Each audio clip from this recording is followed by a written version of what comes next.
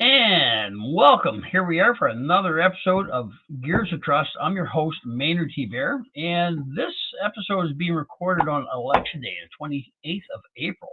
Ironically, the subject today is going to be it's going to blow your mind, is what it's going to do. Selfless promotion for myself here. Onward Buttercups. It's on Amazon shelves right now, guys. That's a book about building a team to get shit done. The layman's guide to it. You're having problems at work, your frontline supervisors might need a little bit of coaching and stuff. Super book. Buy it if you're living in the Fort McMurray area. Don't be scared to get a hold of me. I'll even sign a copy off for you too. A little fan update for everybody who's followed along since November. 2,760 people on TikTok for followers. Instagram's going well at 4,203 people, and YouTube's holding steady at 1,440 people. So, today's topic and our podcast for today, I've asked a gentleman, Timm Stein. He's producer of Canada, the Illusion.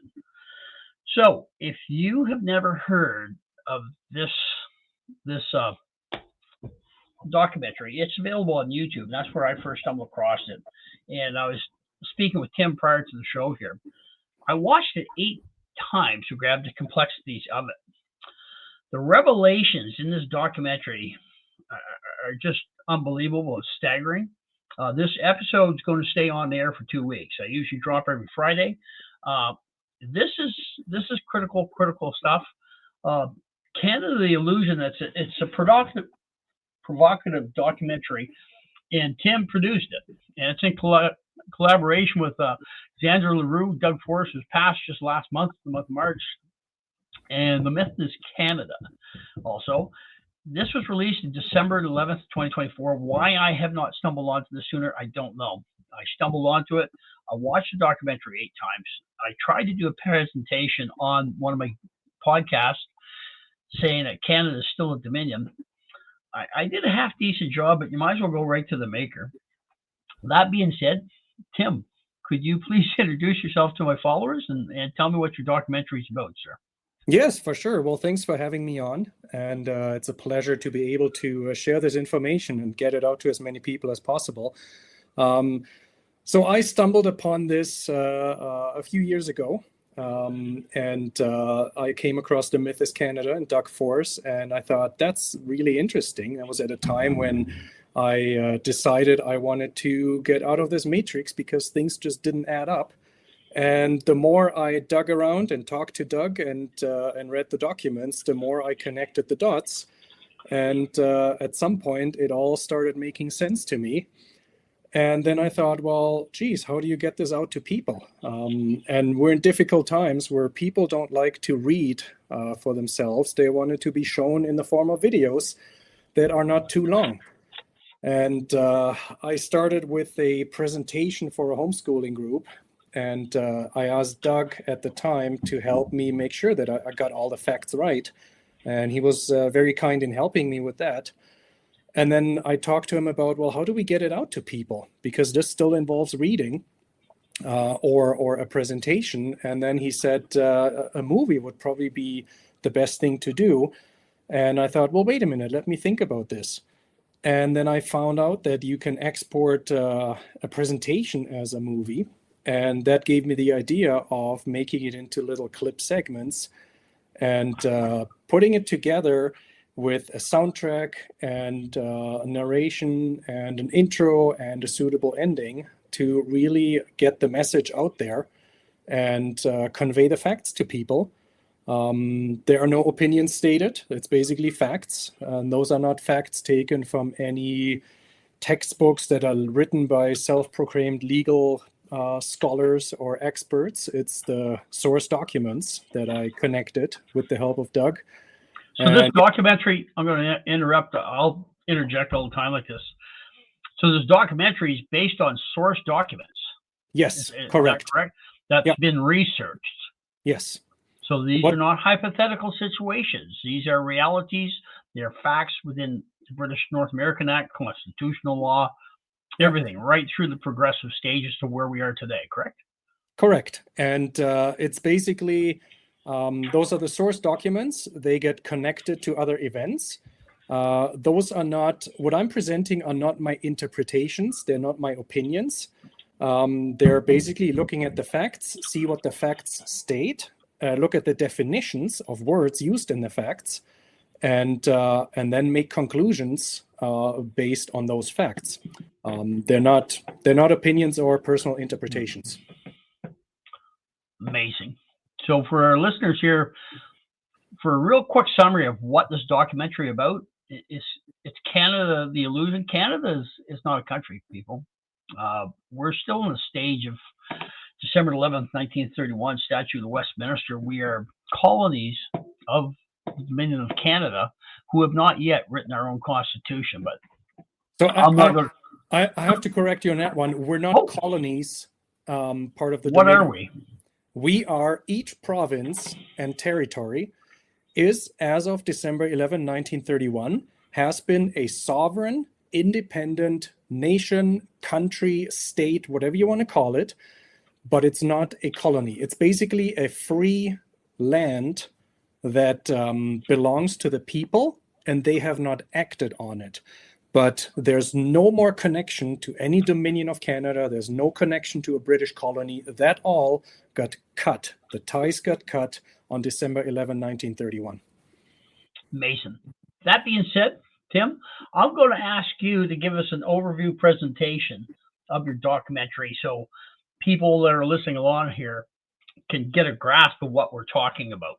So, Tim, with that said, could you take it away from me, sir? Perfect. Thank you very much. Let me just change my screen here. And we'll go through this presentation. We might not look at all of the facts in tiny detail. I will refer back to the documentary film to watch those and then do further reading of the source documents. But I think we should, it's important to go through some of these facts and have someone speak about it at the same time. So I named it Canada the Illusion because Canada is an illusion, and we'll get to that. So with some brief history, how we got to even the British North America Act in 1867, this basically brings up British North America in 1791, where you see some of the colonies. And in 1759, it was the Battle of the Plains of Abraham, where Great Britain defeated France. In 1776, we all know the 13 British colonies to the south declared independence from Great Britain. And in 1791, there was the so-called Constitutional Act that divided the province of Quebec into the provinces of Lower Canada and Upper Canada. Now, when we get to the, before we get to the BNA Act, there are a couple events that are important that led up to it. In 1840, the Act of Union merged the colonies of Upper Canada and Lower Canada into the province of Canada. Then in 1864, this is some of the key items that happened at the Quebec Conference. There were delegates from each colony that discussed that they actually wanted to be more independent from Great Britain. They wanted to have a federal union. They wanted to have federal government. They still wanted to be sort of under the crown as a constitutional monarchy. I don't really understand why they wouldn't want full independence, but maybe they liked some parts of it. But they didn't want to have constant taxation and tyranny and dictation. So, based on those documents from the Quebec Conference, the delegates were supposed to go to London and present this to the British Crown and basically say, this is what we want. Now, from 1861 to 1865, the American Civil War was taking place. It was between the North and the South. And the South didn't really want slavery to end. They didn't really, they had a good thing going for themselves. Great Britain intervened and thought, well, wait a minute, we got screwed over in 1776. If we help the South overcome the North, then together with France, we could take over the American continent and divide it all up among ourselves. But Lincoln didn't want that. Lincoln wanted to retain what they had. And if it wasn't for the Russians that came to help and made some threats, they might have lost. So what happened is Great Britain actually helped the South with guns and ships. And when Lincoln won, so the North, when they won the Civil War, he wanted reparations from Great Britain. And one of the threats was that they were just simply going to take over Canada. And Great Britain couldn't lose Canada to the United States. So they had to come up with a scheme to keep Canada as their colony, but at the same time make the Americans happy. So in 1866, the great John A. Macdonald, who is not that great after all, as we will find out, he was the chairman of the delegates from those colonies. And he participated in the conferences in London to finalize the Kingdom of Canada Bill. Now, he got bought off by Great Britain to basically ensure that the colonists got deceived into thinking they got what they wanted, when in the end they didn't get any of it. And we'll get to those details. And here's just a summary of the dilemma that Great Britain had. They didn't want another war with the United States of America. They didn't want to pay reparations for the sinking of the Union's ships. And they didn't want to grant the colonies in Canada the self-governance. So they had to come up with something that sort of worked with all three of these things in their favor. And that's where the clever solution came in, to basically keep the Canadian colonies, make them pay the reparations to the United States through taxation, and at the same time deceiving the colonies into thinking that they had a government and were governing themselves. And that's how we get to the BNA Act from 1867. This BNA Act received royal assent on March 29th in 1867. And royal assent means that it was formally approved by the court and chancery. It went into effect July 1st, 1867, and it created a united colony known as the Dominion of Canada. And we can see the extent of that on the right in the picture. Why is it a colony? We'll get to that because that's in the definition. Until 1982, July 1st was always celebrated as Dominion Day. And since 1982, it has been celebrated as Canada Day because that's when the BNA Act was renamed. We'll get to those details later on as well. First, let's take a closer look at the original BNA Act from 1867. The original preamble. And the preamble is very important to any document. The preamble states the intent of the entire document. So without a preamble, a document is pretty much useless. I was going to ask that question. So that is the purpose of a preamble. Yes. To state the overview of the document. To state the overall intent and to state basically what this document is supposed to do and seek and what the outcome is supposed to be. So if you take that out, the document basically becomes useless in terms of, well, nobody knows anymore what the intent is. Is it up to interpretation all of a sudden? So that was the sneaky part on behalf of John A. Macdonald and the British to take this original preamble away. But if you look at the intent that's stated on the preamble, it says, by reason of the request of the colonies for federal government, it is expedient, therefore, that they have laws and regulations to guide them. So that's pretty clear of what they were looking for and what they wanted. So that was the original purpose of the British North American Act right there. Yeah. So the colonies wanted to be, they still wanted to be under the crown, but they wanted to be self-governing. They wanted to make decisions. They wanted to decide what's going on. They wanted to have their own money. Like all of that, they wanted to be independent. That was the statement on the preamble, and it was pretty clear. Same as 13 states to the south. Exactly. They made it pretty clear what they wanted, and there was no ambiguity. There was no confusion. It's like this is what we want. And if you say no, we'll probably have to declare war maybe, but this is what we want. This is what we're doing. Now, the original preamble, you can still find. You have to go to the parliamentary archives. You have to do a lot of digging. You will not find it under British North America Act. You would have to look at Kingdom of Canada Bill. And I recently came across documents. So in 1866, when they held the conferences in London to discuss all of this, those meeting minutes were actually never published.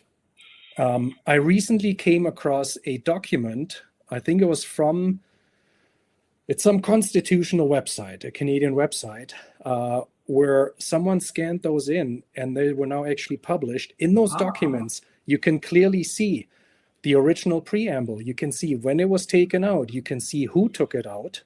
And you can see what notes were modified to deceive the people. So this is... Okay, so what does the modified preamble look like now? The modified preamble looks like this. And what it says is, whereas the provinces of Canada, Nova Scotia, and New Brunswick have expressed a desire to be federally united into one dominion under the Crown. So when you That's not what it said in the original. No. So, I mean, when you first, picture yourself being a colonist and you read this and you think, well, okay, so federally united, yeah, that's what we wanted. One dominion under the Crown. For someone who doesn't know the exact words, it might sound like, yeah, that pretty much sounds like what we want. That's good. Yeah. But you really need to look into the details. You need to find out, what does dominion actually mean? And there's an 1889 Interpretation Act, and that one clearly defines the expression British possession shall mean any part of Her Majesty's dominions, and the expression colony shall mean any part of Her Majesty's dominions. So it's pretty clear that they never receive independence. They basically took all the colonies, united them into one big colony that they called the Dominion of Canada, but it was not an independent country. It was still a colony of Great Britain. That has never changed. So the colony did not confederate in 1867. And you really have to go back and figure out, well, what does confederation actually mean? And when can a country confederate, or when can two countries confederate? In order to be able to confederate and form a union, the countries need to be independent first. Only two or more independent countries can actually confederate. A colony cannot confederate. So this whole colony did not confederate. It still was a colony, just a united colony that got renamed. Also, it's important to note that the British North America Act was never brought back to Canada for the United Colony to sign and ratify. That's another part that is important, that the people actually need to be the ones ratifying it and signing it, or delegates of the people. That never happened. And the original BNA Act, if it was true that Canada confederated and became an independent country, well, then the original BNA Act should be the property of Canada. But it is not. It has always been the property of the United Kingdom, and the original is in the United Kingdom. They brought a photocopy here, but that's it. And I confirmed this because I sent a Freedom of Information request to the Government of Canada.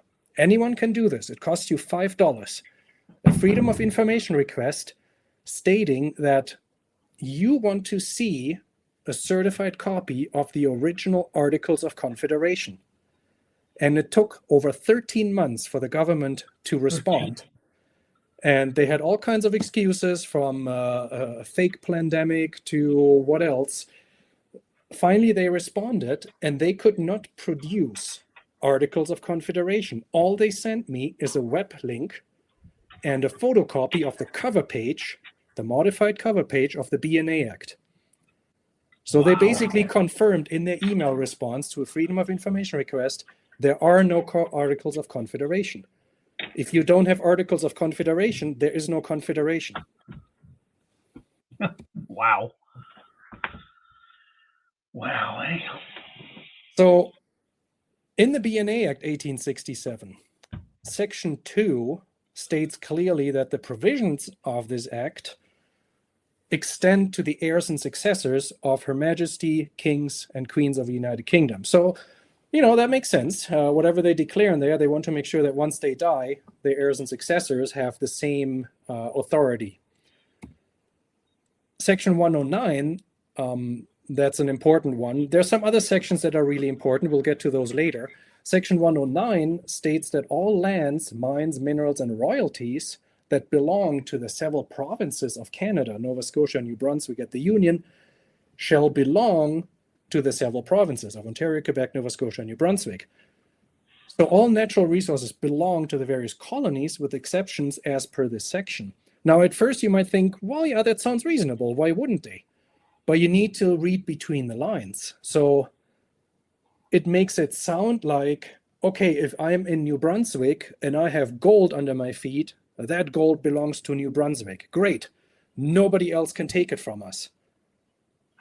But you need to look at the big picture, because the big picture states, well, New Brunswick is still part of a colony that belongs to Great Britain. So if New Brunswick finds gold, that belongs to Great Britain. If Nova Scotia finds gold and oil, that belongs to Great Britain. If anyone else finds any great things in the ground, it doesn't belong to them because it belongs to Great Britain. So you always need to think back, wait a minute, it's a dominion. What is the definition of a dominion? It's a British colony. And this comes in a little bit later as important, these few sections. So after 1867, a lot of small things happened. We'll just look at some of the bigger items that are important. Bigger events? Yeah, the bigger events, yeah. For example, so they needed to expand. They wanted to capture more land. And it's basically done through use. So they could only claim the land if they could use it. So part of that is the deed of surrender, the Rupert's Land Act. The land was basically purchased from the Hudson's Bay Company through usage. So there was sort of a stipulation. They had to use the land. They couldn't just take it and that was it. In 1870, the Manitoba Act joined Manitoba into the colony, and in 1871, British Columbia joined with the terms of union. Now, let's get to a character who's, I believe, on the $10 bill, and he's called the Father of Confederation. And he's held up as the Canadian hero who helped the colonists achieve independence, and nothing could be further from the truth. Some people think he's the Canadian version of George Washington, but I think he's closer to Benedict Arnold when you really put it in perspective. He was a damn traitor, and it becomes clear when you look at when you read between the lines and you look at certain things that happened and certain titles that were given to him. So John A. Macdonald in 1871 was a part of the Treaty of Washington. So the Treaty of Washington, it settled the claims between the United Kingdom and the United States of America that arose from the Civil War when Great Britain helped the South try to defeat the North. The United Kingdom never really admitted any wrongdoing. But just by settling claims, you can basically say, well, they admitted it, but quietly. When you look at that document, it is really interesting because all of a sudden there's a Sir John Alexander Macdonald, Knight Commander of the Most Honourable Order of the Bath, a member of Her Majesty's Privy Council for Canada, and Minister of Justice and Attorney General of Her Majesty's Dominion of Canada. So that's a lot of freaking titles for this one guy who apparently just helped the colonists achieve independence. So you got to look a little bit deeper and see, what do these titles actually mean? So first of all, the Privy Council. The Privy Council is a formal body of advisors to the monarch of the United Kingdom. In that case, it was Queen Victoria. So when you are part of the Privy Council, which is basically the executive government of the United Kingdom, John A. Macdonald worked for Great Britain. He represented Great Britain. That should give you the first clue that Canada cannot be an independent country with John A. Macdonald having brought independence when at the same time he represents and works for Great Britain. Something smells funny. He was appointed as prime minister. We'll get that's in the next point. So Macdonald, he was not voted in. He wasn't voted by the people. He was, by the Governor General at the time, Lord Monck, MacDonald was appointed to be Prime Minister. So when someone is appointed, that basically means someone else calls the shots behind the scene, and it's not the people. Interestingly, if you do some digging on MacDonald, he was a Freemason since 1844, and in 1854 he became a member of the Order of the Masonic Knights Templar. I don't know if there are many people today that still don't know what the Freemasons and the Masonic Knights Templar actually represent. Can you give us a quick overview on that? Let's just say a lot of the wrong that is going on in the world is tied to the Freemasons. It's definitely, I wouldn't call it a secret society because they're not really keeping things secret. But a lot of what they support, a lot of what they stand for is not what would be good for humanity or the people in general. That almost sounds like a totally separate episode, Tim. Probably, yeah. I mean, if you can probably do a whole episode and I think other people have done that. You can find lots of movies about the Freemasonry and how it came to be. We'll just call it the WEF of the day. How's that? Yeah, you could, yeah. They're all. I think in that regard, they're all tied together. There might be different branches, and one oversees the other, but yeah, it's along those lines of that type of organization.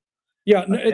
Let's say it's not an organization that I would ever want to be part of. So, MacDonald also got engaged to a woman called Susan Agnes Bernard. Now, Montague Bernard, she was a cousin of Montague Bernard.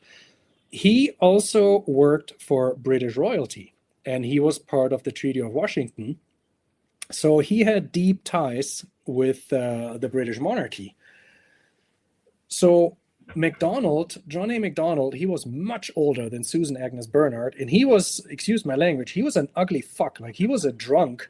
He was just plain ugly, and you think, why would any younger woman go for a guy like that?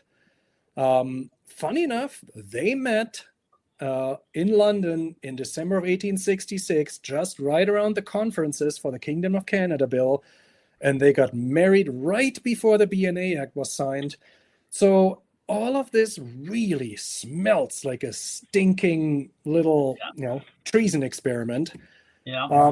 In the end, you can really say it was John A. MacDonald that really helped Queen Victoria achieve this scheme of deceiving colonists by making them think that, yes, we had confederated, we had federal government, and we were now self-governing. They weren't. It was a deception. It was an illusion. He received many generous titles, as I pointed out. He got an appointment in the British monarchy. He got a much younger second wife and a nice fat annual salary, and in return for a betrayal. The details of the Treaty of Washington are just mind-blowing. I mean, it's a big document. I think it has over 1,000 pages, but when you go through it and you find the details relating to Canada, MacDonald was the one who agreed to give the San Juan Islands and Point Roberts to the United States of America. And he agreed to granting equal rights to the fisheries for 10 years. So why would he do that if he was representing the Canadian colonists? No, he didn't. He represented Great Britain, and he had to do something to basically make the United States of America happy. He was not representing the Dominion of Canada or any of the colonists that wanted independence. So how can he be really called the father of Confederation and even a hero when the Confederation was A, never achieved, and B, when he actually betrayed the people? So that's the chapter on John A. MacDonald. I think that guy... Nice guy. Well, I think, we need to get rid of the useless paper fiat currency anyway, but his face should be stripped off a $10 bill for sure, and he should be remembered as one of the worst traitors I guess besides the Trudeau family, he's probably he tops the Trudeau family in terms of traitors. So that's the chapter on John A. Macdonald. Now, there's an act that was passed in 1878, and it doesn't have a very fancy title. It says Letters Patent Revocation Act, but this is one of the most important acts that was passed by the British monarchy at that time. So, by the means of the Letters Patent Revocation Act, the British monarchy instituted the office of Governor General of the Dominion on a permanent basis. So we have to break it down and explain really what letters patent mean, what a Governor General does.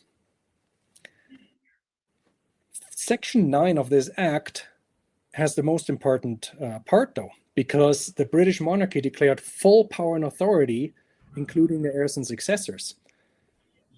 So once you understand that what letters patent are and what a Governor General does, this section and this act basically make other parts redundant, and we'll get to that. So a letters patent, it's basically an official declaration used to grant patent rights by the Crown and Chancery, and the Crown and Chancery is basically like the Department of Lands of Great Britain.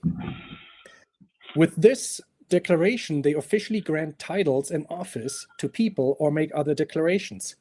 So letters patent sounds interesting because you don't really know what the terms, you think, oh, it's a letter and a patent. What does it really mean? Well, it's a very powerful document. And if someone is appointed with a document like that saying you can represent the Queen wherever you want to go, that guy is the government. And I'll show that in a minute. With this Letters Patent Revocation Act, Section 2 of the BNA Act was redundant. Remember, Section 2 stated that the BNA Act extend to the heirs and successors of the kings and queens of Great Britain. So having done this, with the Governor General being the guy who represents the king or queen and running the government, well, this was now basically overriding the BNA Act. So they didn't need Section 2 of that BNA Act anymore to ensure that it gets passed down to the heirs and successors. And that's what brings us to the Statute Law Revision Act of 1893, because in that act, it was a very short act. It was passed on June 19th, 1893. Queen Victoria repealed Section 2 of that BNA Act. And that was Section 2, remember, is the one that it applies to the heirs and successors. Yeah. She repealed it. So that was struck from the BNA Act. It was never put back in, and it was never reenacted. So when Queen Victoria died,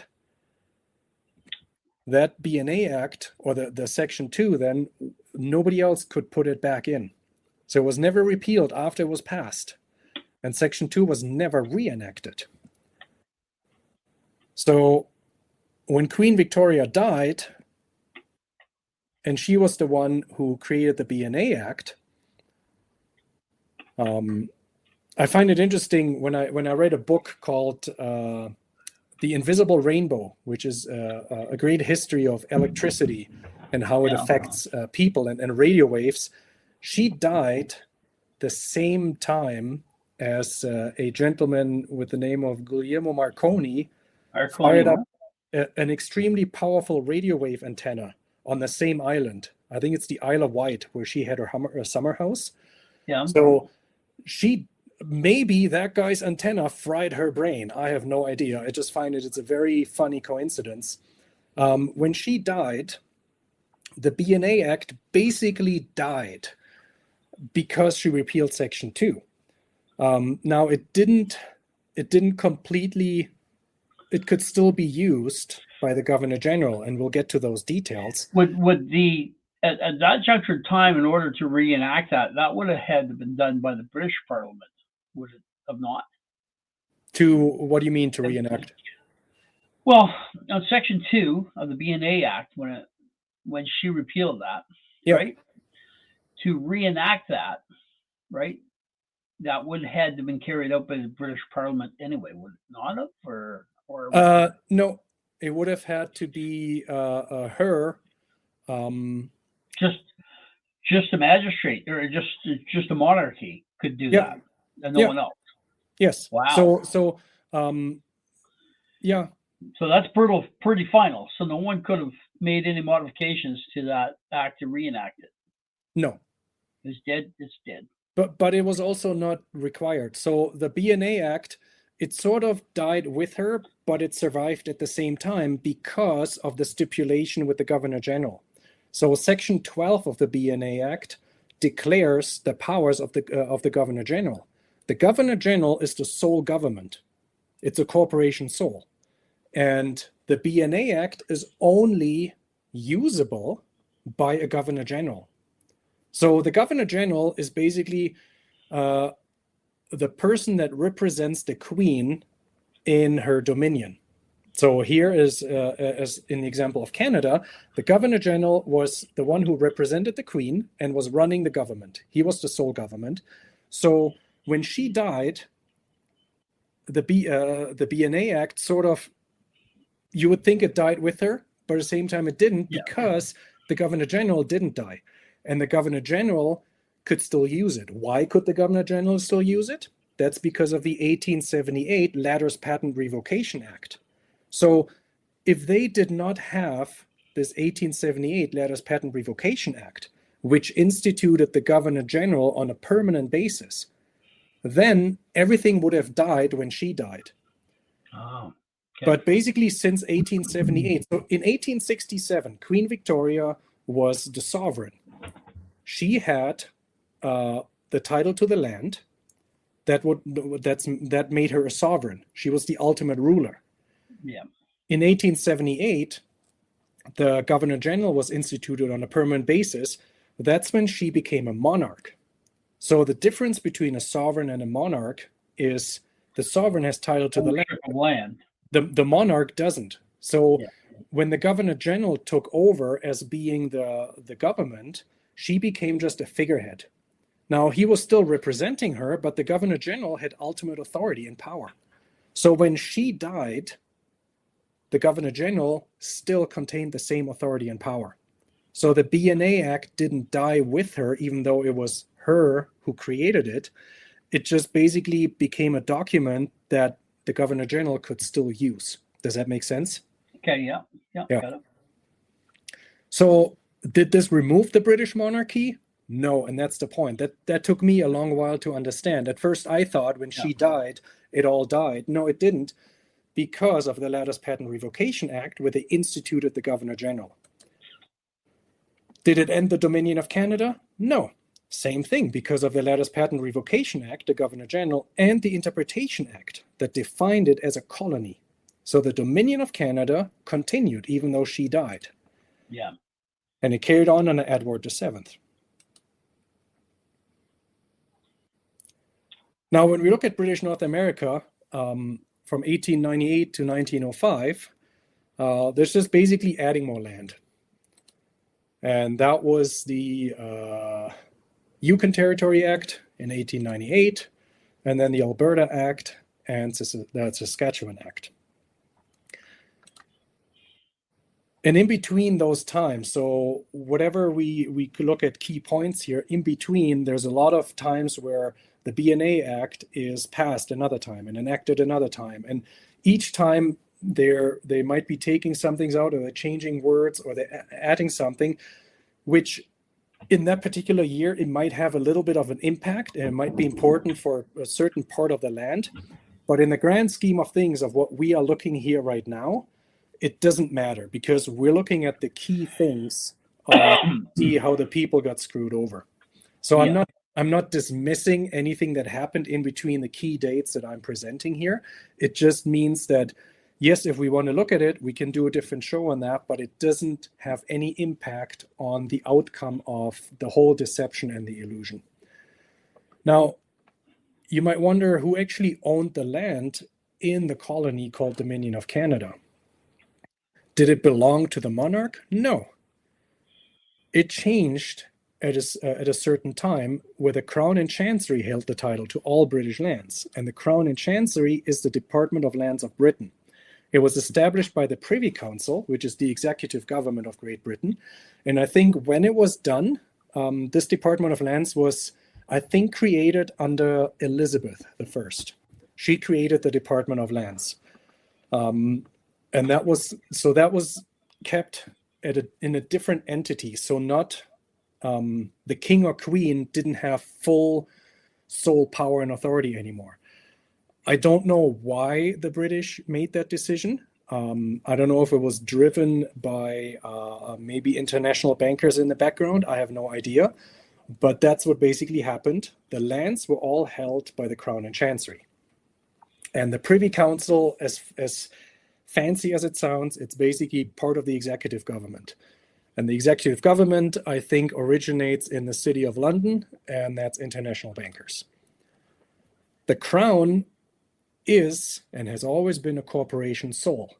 And in its definition, it represents the state in all its aspects. It can be used to refer to the office of the monarch or the monarchy as institutions, but it can also be used to refer to the rule of law or the functions of the executive, legislative, and judicial governance. And that is exactly why the government and public land was called Crown land until it was granted by the means of a Crown grant, a land patent. So I looked at where I'm at. I got a certified copy of the original Crown grant in 1901 when the king at the time granted land through a land patent to a corporation to develop the land. And today, a lot of land is called Crown land, but we'll get to that later on, what that really means. But back in the day, when they had the title to the land as a colony, they called it Crown land. So the monarch, as we've established, is just a figurehead. Yeah. Yeah, the king or queen was not a sovereign any longer because they didn't own the land. It was the Crown and Chancery that owned the land. The Governor General had more authority because he was appointed as a corporation sole, given the sole government of the colony, with the assistance of members of the Privy Council and appointed by the Crown and Chancery. And that's really important to understand. It was only the Crown and Chancery, through the Lord High Commissioner, who gave the Governor General, appointed the Governor General, and gave the Governor General the sole government of the colony. Now, the British North America Act from 1867 is a rather long document and has a lot of paragraphs where it talks about the Parliament, House of Commons, and the Senate. Now, when you look at those sections in detail, they all make it very clear that the Parliament of Canada has absolutely no power on its own. It is only there to aid and guide the Governor General in the government. And in Section 12, it even states that even if the Parliament of Canada wants to make some changes, the Governor General is the one who calls the shots in the end. The Governor General can just say, nope, not happening. So the Parliament never, even though people think they voted for people in Parliament, those people in Parliament do not represent the people that voted for them, because they swear an oath to the Governor General, or a similar oath that the Governor General swears to the British monarchy.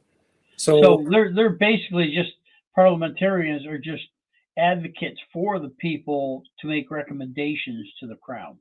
Yes, but at the same time, as was found out, I think it was in the 70s, or it would have been 80s, the Little Child case in Alberta, where they voted for a guy who, it was a small community.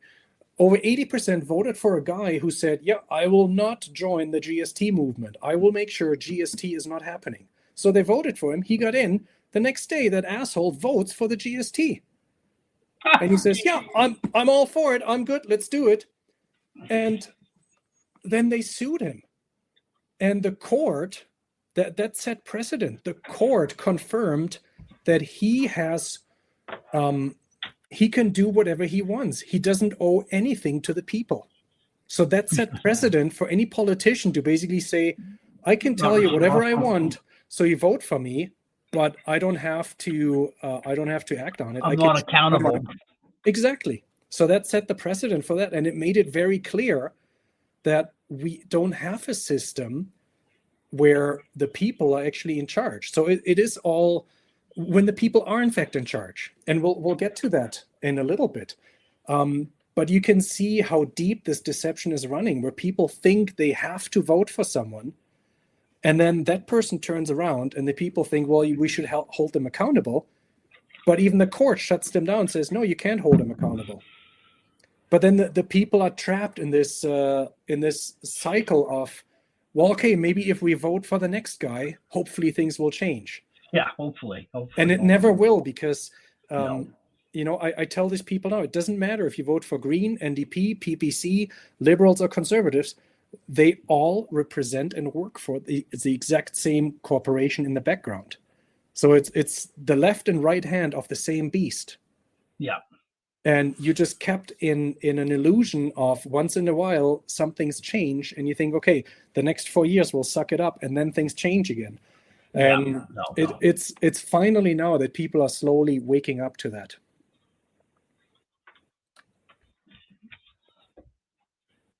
So quickly, let's see the difference between a monarch and a sovereign. The authority of government always originates in the title to land. The one who has the title to the land is the one who can make the rules. A king or queen is a sovereign when he or she has absolute authority over the land, and that's absolute power. And they become a monarch when they don't have absolute authority over the land. So the title to all British lands was held by the Crown in Chancery and not by the king or queen. And the Governor General had sole authority to govern Canada as a corporation sole, with the advice of the Privy Council. He was appointed by the commission created in 1878. That's the Ladders Patent Revocation Act. Yeah. He was not appointed by the king or the queen or the House of Commons or the House of Lords. Appointed by the Crown in Chancery, the Department of Lands. So everything else around that is just a figurehead, nice sounding words, an illusion, trickery to really distract you from seeing that it was one individual called the Governor General who ran the whole show, and everyone else was just reporting to him. Wow.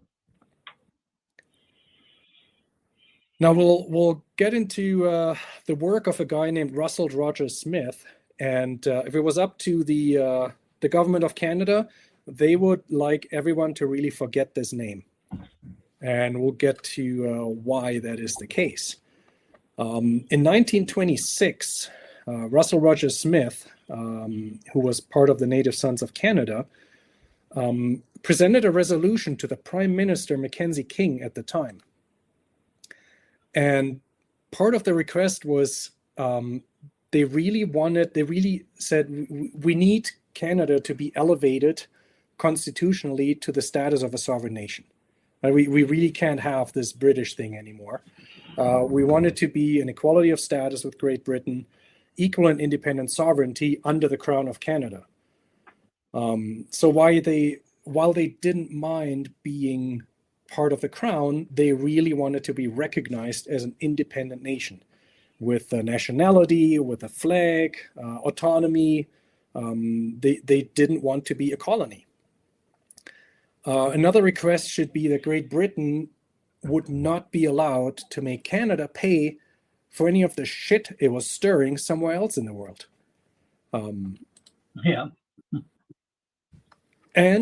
And that goes back to Section 109 of the BNA Act. They wanted to ensure that all natural resources of the land belong to the people of the land and not to Great Britain. And lastly, they requested that the roles and authority of the Governor General be fundamentally changed for the benefit of Canada. So they basically Russell Rogers Smith was someone who really understood the trickery and the betrayal that had happened, and he wanted to reverse it. He wanted to make sure that it was stripped from the British. He tried to expose it, of course, but you have to do this just like we're doing it now. If you just march in with facts and tell people this is all bullshit, this is all wrong, this is what we need to do, nobody will listen. Nobody's going to listen to you because of weaponized egos and because of Stockholm syndrome. So you need to do it in a different way where you just try to present something and make it almost sound like, you convince someone else to do it, and they might claim, oh, it was their great idea when you just played them to do it. You're not in it to take the credit. You're in it for the good of the result going to come with it. So it was his work that actually would have paved the path to real freedom. And that gets us in a little bit to the Statute of Westminster. 1926 is when the Imperial Conference in London, led by Lord Arthur J. Balfour, happened, where they were discussing with the representatives of the other dominions of Great Britain to raise or change the status between Great Britain and the dominions of Canada, South Africa, Australia, New Zealand, and the Irish Free State. And in that report that led to the Balfour Declaration, they concluded that the dominions are autonomous communities within the British Empire, equal in status and in no way subordinate one to another, and freely associate as members of the British Commonwealth of Nations. And that was then scheduled to be made law with the enactment of the Statute of Westminster on December 11, 1931. Now, if you talk to any so-called legal scholars, constitutional experts, or any bar-carded attorney, I don't call them lawyers because they don't have the law of the land. They work for a corporation called the Bar. These guys will basically try to discredit the Statute of Westminster as being irrelevant, didn't really do much.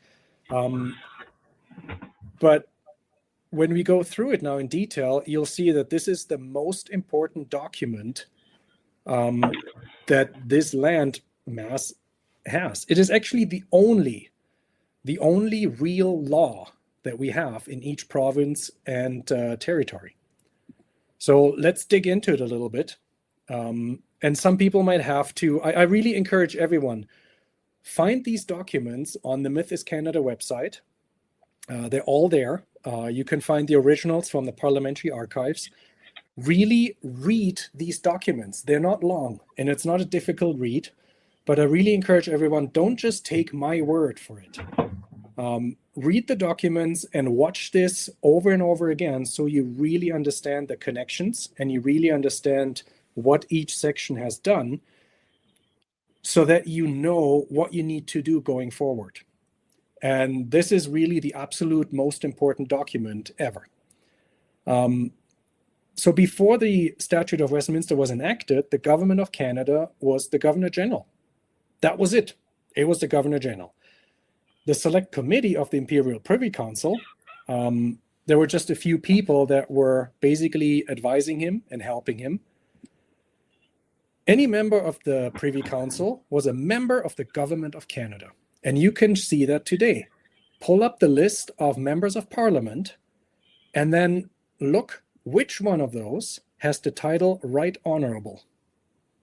The title Right Honourable is given by the Privy Council.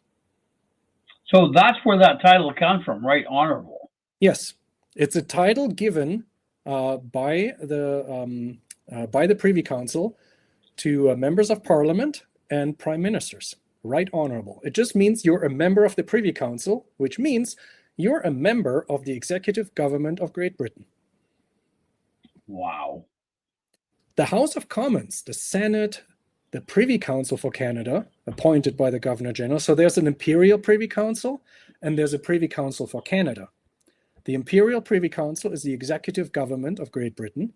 The Privy Council for Canada is just a few guys in Canada, members of the Government of Canada, that are appointed by the Governor General, and they're basically doing his little shitty dirty work that he doesn't want to do. They're his minions, his employees. And the lieutenant governors of the provinces, they're all there to aid and advise the Governor General and the government. So the lieutenant governors, they're basically just reporting to the Governor General. This means the Governor General was the sole government. That's really clear. The 1878 and the 1867 Acts show that very clearly. Neither the Legislative Assembly nor the House of Commons were responsible to the Canadian people. They were only responsible to the Governor General because they swore an oath. Each Lieutenant Governor appointed by the Governor General was also a corporation sole, and they're acting as the representative of the Governor General and not as a representative of elected representatives or the people. So let's look at the Statute of Westminster and see why this is the absolute most important document in the history of this landmass that we call Canada. There are a few sections in the Statute of Westminster that really don't apply to the Dominion of Canada and that are sort of irrelevant. So the three key sections, the most important ones that people need to understand, is Section 2, remove the colonial law from the Dominion of Canada. So it states, any law made after the commencement of this act by the Parliament of a Dominion shall not apply, the Colonial Laws Validity Act shall not apply to any law made after the commencement of this act by the Parliament of a Dominion. So remember, the Dominion was defined as a colony. So this section removed colonial laws from any dominion, meaning from a colony.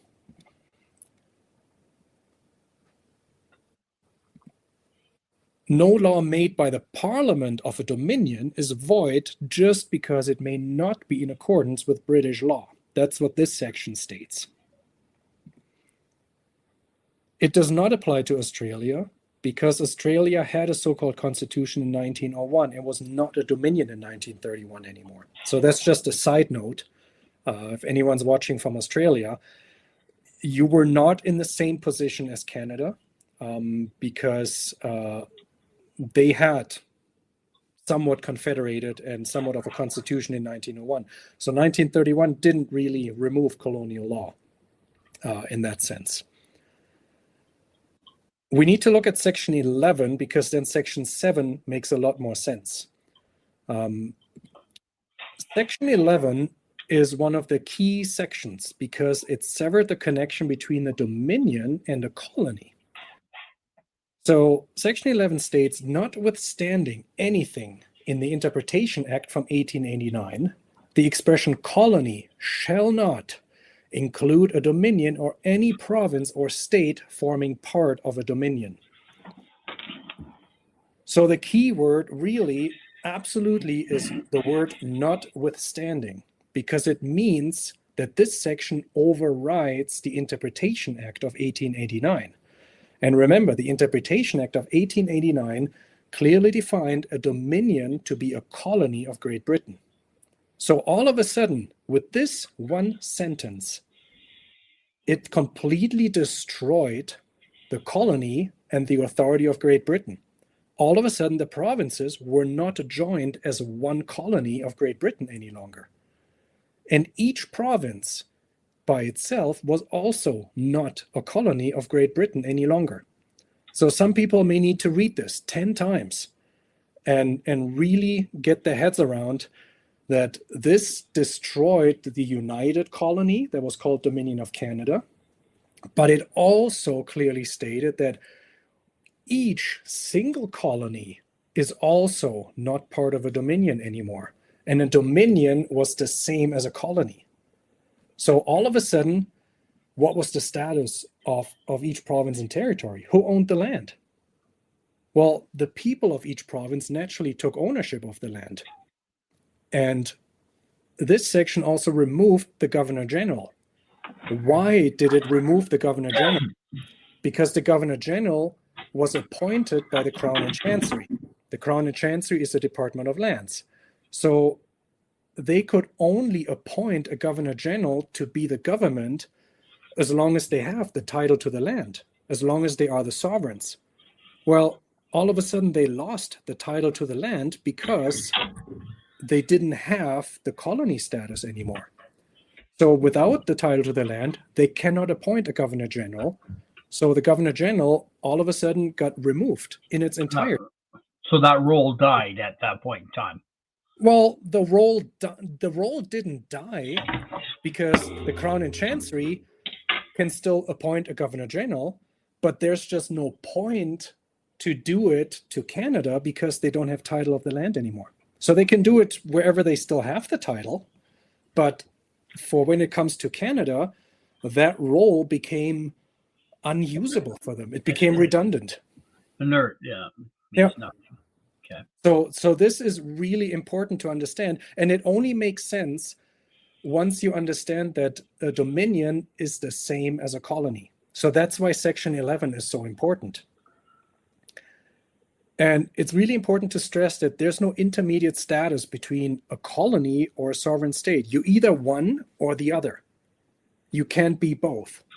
And a confederation cannot happen because the provinces had never been sovereign states.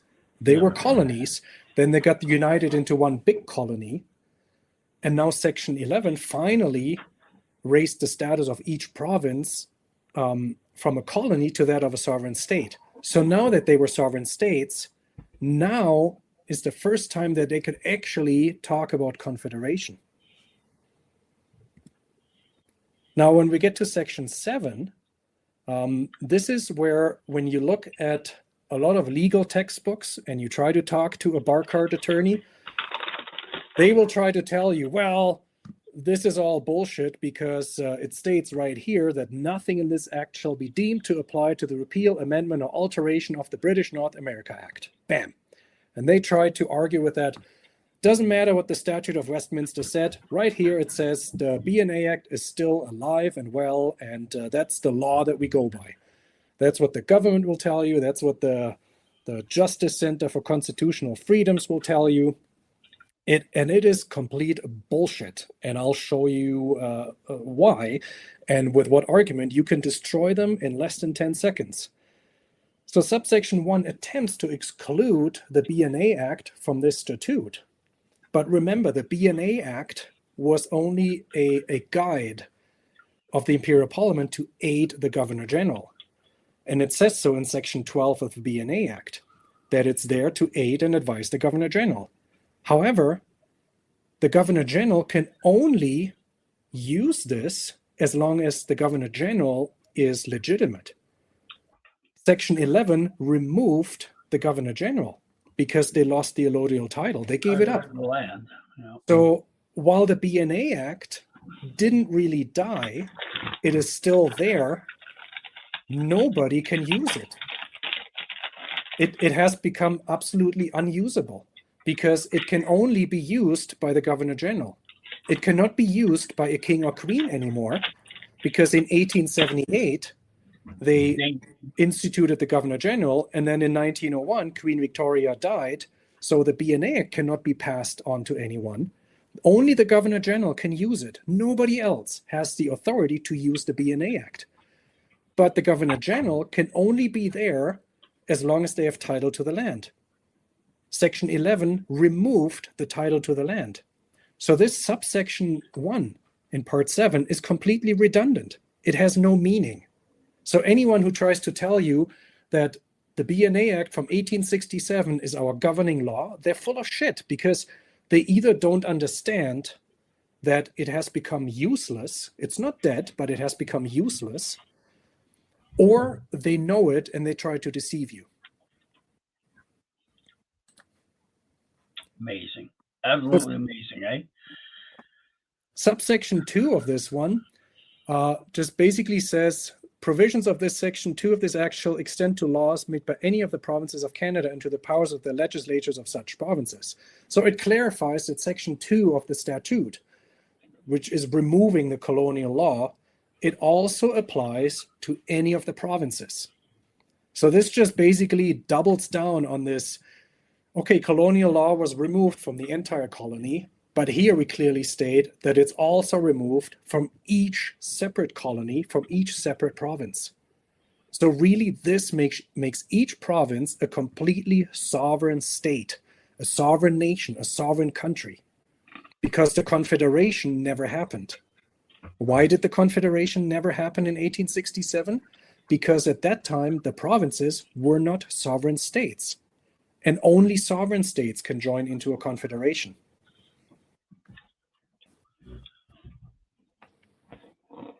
And then subsection 3 basically clarifies that the provinces can only act within their boundaries and cannot impose laws on any other province. So this makes sense because they each became, like Alberta is a separate independent country. Saskatchewan is a separate independent country. Alberta cannot dictate what people in Saskatchewan do and vice versa. And that makes perfect sense because each country is separate, sovereign, independent. If you have some other country dictate what you do, then you're not an independent country. Then you are a colony. And that is exactly what was happening with the Dominion of Canada, because everything was dictated by a foreign country, Great Britain. And everything was owned by a foreign country, Great Britain. The BNA Act was a document that was owned by a foreign country. So you're not an independent country. No.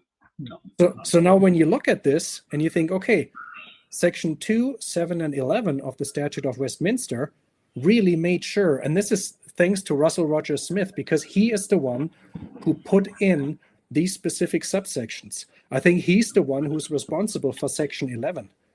And he was advising Mackenzie King at the time they were friends at the time.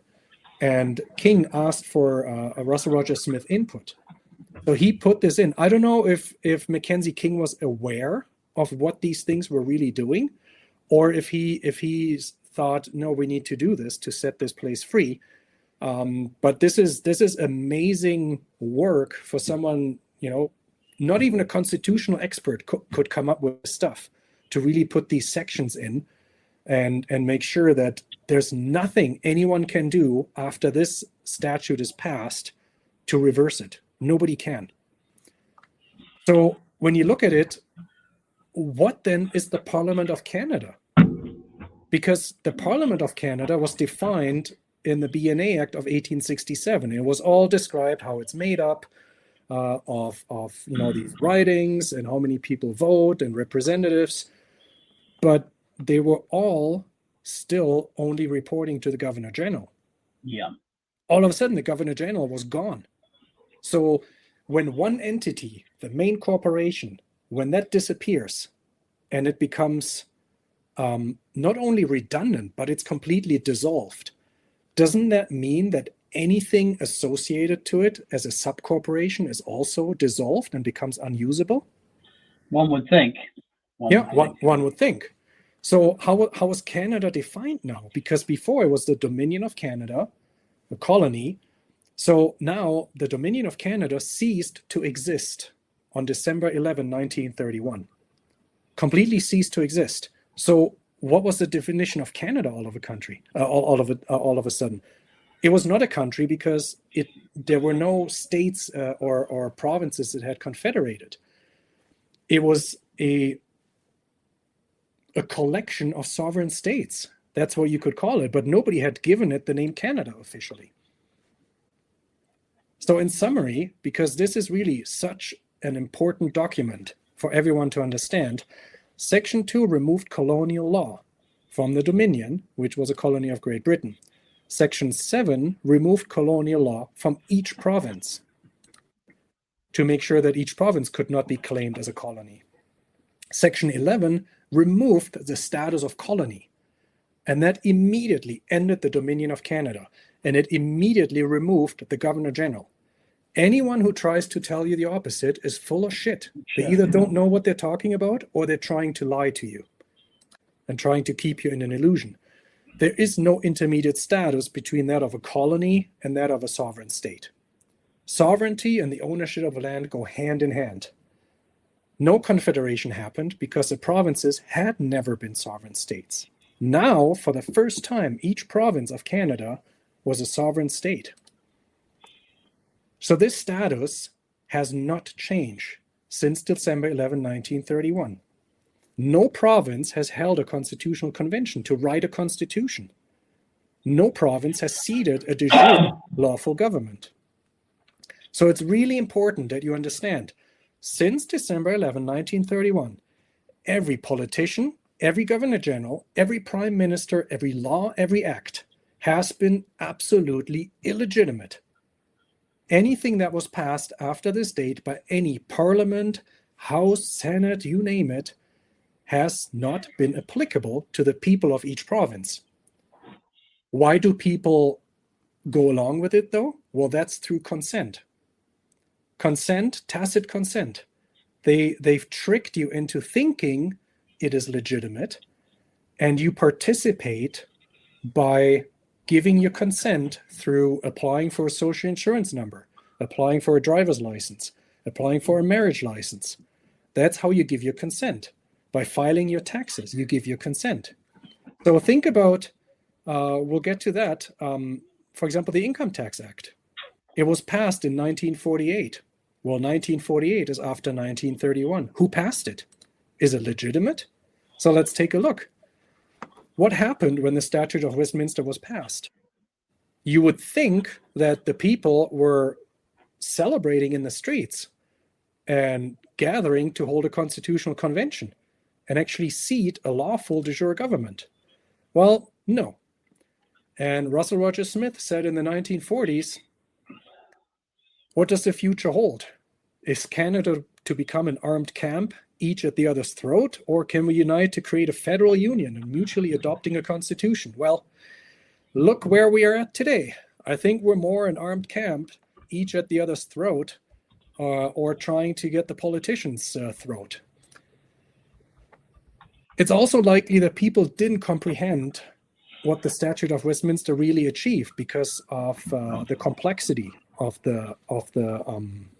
all the facts. It's also funny that at pretty much the same time, the Great Depression happened. And yeah, I just think for my listeners, just so everybody knows about the Great Depression. So we have a constitutional moment in our history here in 1931. 1929 was the stock market crash. That was the start of it. 1930 to 33 was the deepest economic decline within that depression. And then by 1939, we started to come out of the depression because of war, right?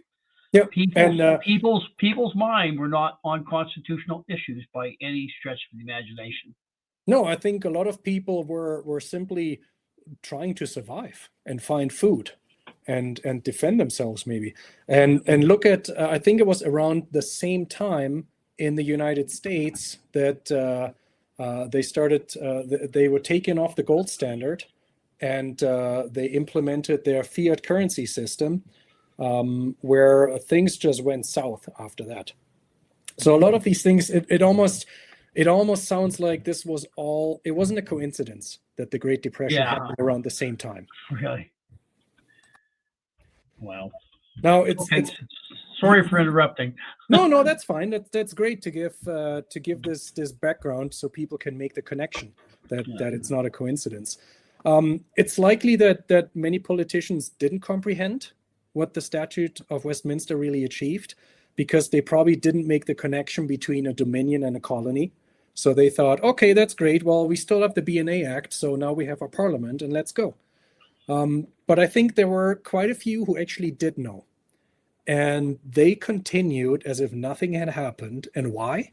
Because it was working well for them. They got paid off nicely. They got all their titles. They were representing Great Britain. And look at what was at stake here. Section 109 talked about all the mines, minerals, and royalties.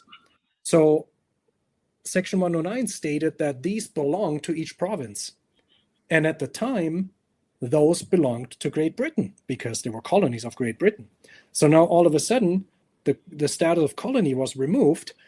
Section 109 stated, well, all these mines and minerals belong to the province. So each province was extremely rich all of a sudden and sovereign. So to have that out in the open just wasn't good. Like Great Britain was giving up so much money there, so much treasure, they couldn't have that exposed. In 1936, the Parliament of Canada, which basically, as you should know now, since 1931, is an illegitimate entity. It has there's no representation. It has no legitimacy. But they attempted to revise the Statute of Westminster. And they wanted to revise Section 7 to give the Parliament of Canada the power to enact a federal constitution and to continue the BNA Act until such constitution was in place. But the Parliament didn't have this power. The Parliament wasn't even legitimate. Why? Because of the Governor General. Only the Governor General can use the BNA Act. Nobody else has the authority to use the BNA Act. That's Section 12. There are all the other sections that say what the Parliament can do, but ultimately it's the Governor General that has the sole authority. So did the Parliament all of a sudden think, oh yeah, we can just take over? They also tried to amend the BNA Act, but the BNA Act cannot be implemented without a Governor General. Section 12 clearly states the Governor General is the one who uses the BNA Act. Nobody else can. The Governor General used to be appointed by the Crown and Chancery, and the Crown and Chancery gave up the title to the land. Nobody can reenact, well, it doesn't have to be reenacted. The BNA Act is still a document that is active, but nobody can use it. Absolutely nobody. It has become a dysfunctional, useless document that is great in the annals of history to be there as the great deception and fraud, but nobody has the power to use it, and that power can never be given back to a Governor General to use the BNA Act. Never. Unless all people in Canada, or what we call Canada, unless everyone says, no, we don't want our freedom, let's give it back to the British so that they can rule over us, and then they can use the BNA Act. And that's basically, I mean, that's what we're doing these days because people give their consent, and that's what we're trying to wake them up to. Here's an interesting thing. If you go to the website of the Governor General of Canada, it states, until 1931, Canada's Governor General was chosen by the sovereign. Now, the sovereign, remember, who is the sovereign? The sovereign owns the land from the British Commonwealth. Yes. So is the sovereign here the king or queen? No. The sovereign is the one who holds the title to the land, which is the Crown and Chancery, the Department of Lands. They are the sovereign. They choose the Governor General. They appoint the Governor General. The king or queen might put his final signature under it, but it's meaningless, absolutely meaningless. So it further states, this changed when the Canadian government began to make recommendations for the position. Well, look at it. It says 1931. So after that, the Governor General was not chosen by the sovereign anymore. Well, why is that? They don't say why. But we know in 1931, the Statute of Westminster kicked the Governor General off this country, off this landmass. That's why. Now, here they say the Canadian government began to make recommendations for the position. Well, I can make a freaking recommendation for the position, but it doesn't mean a recommendation for a position does not mean the same as choosing and appointing someone. So this whole sentence is completely deceiving because it makes it sound like, oh, okay, in 1931, the Canadian government got the right and the title to appoint a Governor General. That's not what it says. It simply says they began to make recommendations. That means nothing because anyone can recommend something. It doesn't mean it's law, doesn't mean it's that one actually has the right to do so. Yeah. So this is really what people need to make the connection to 1931. They have to get their head wrapped around that to understand. Yeah.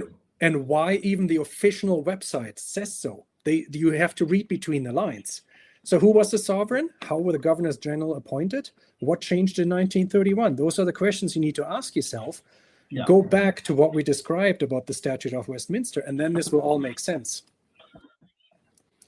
Nobody gave the Canadian government any of this authority.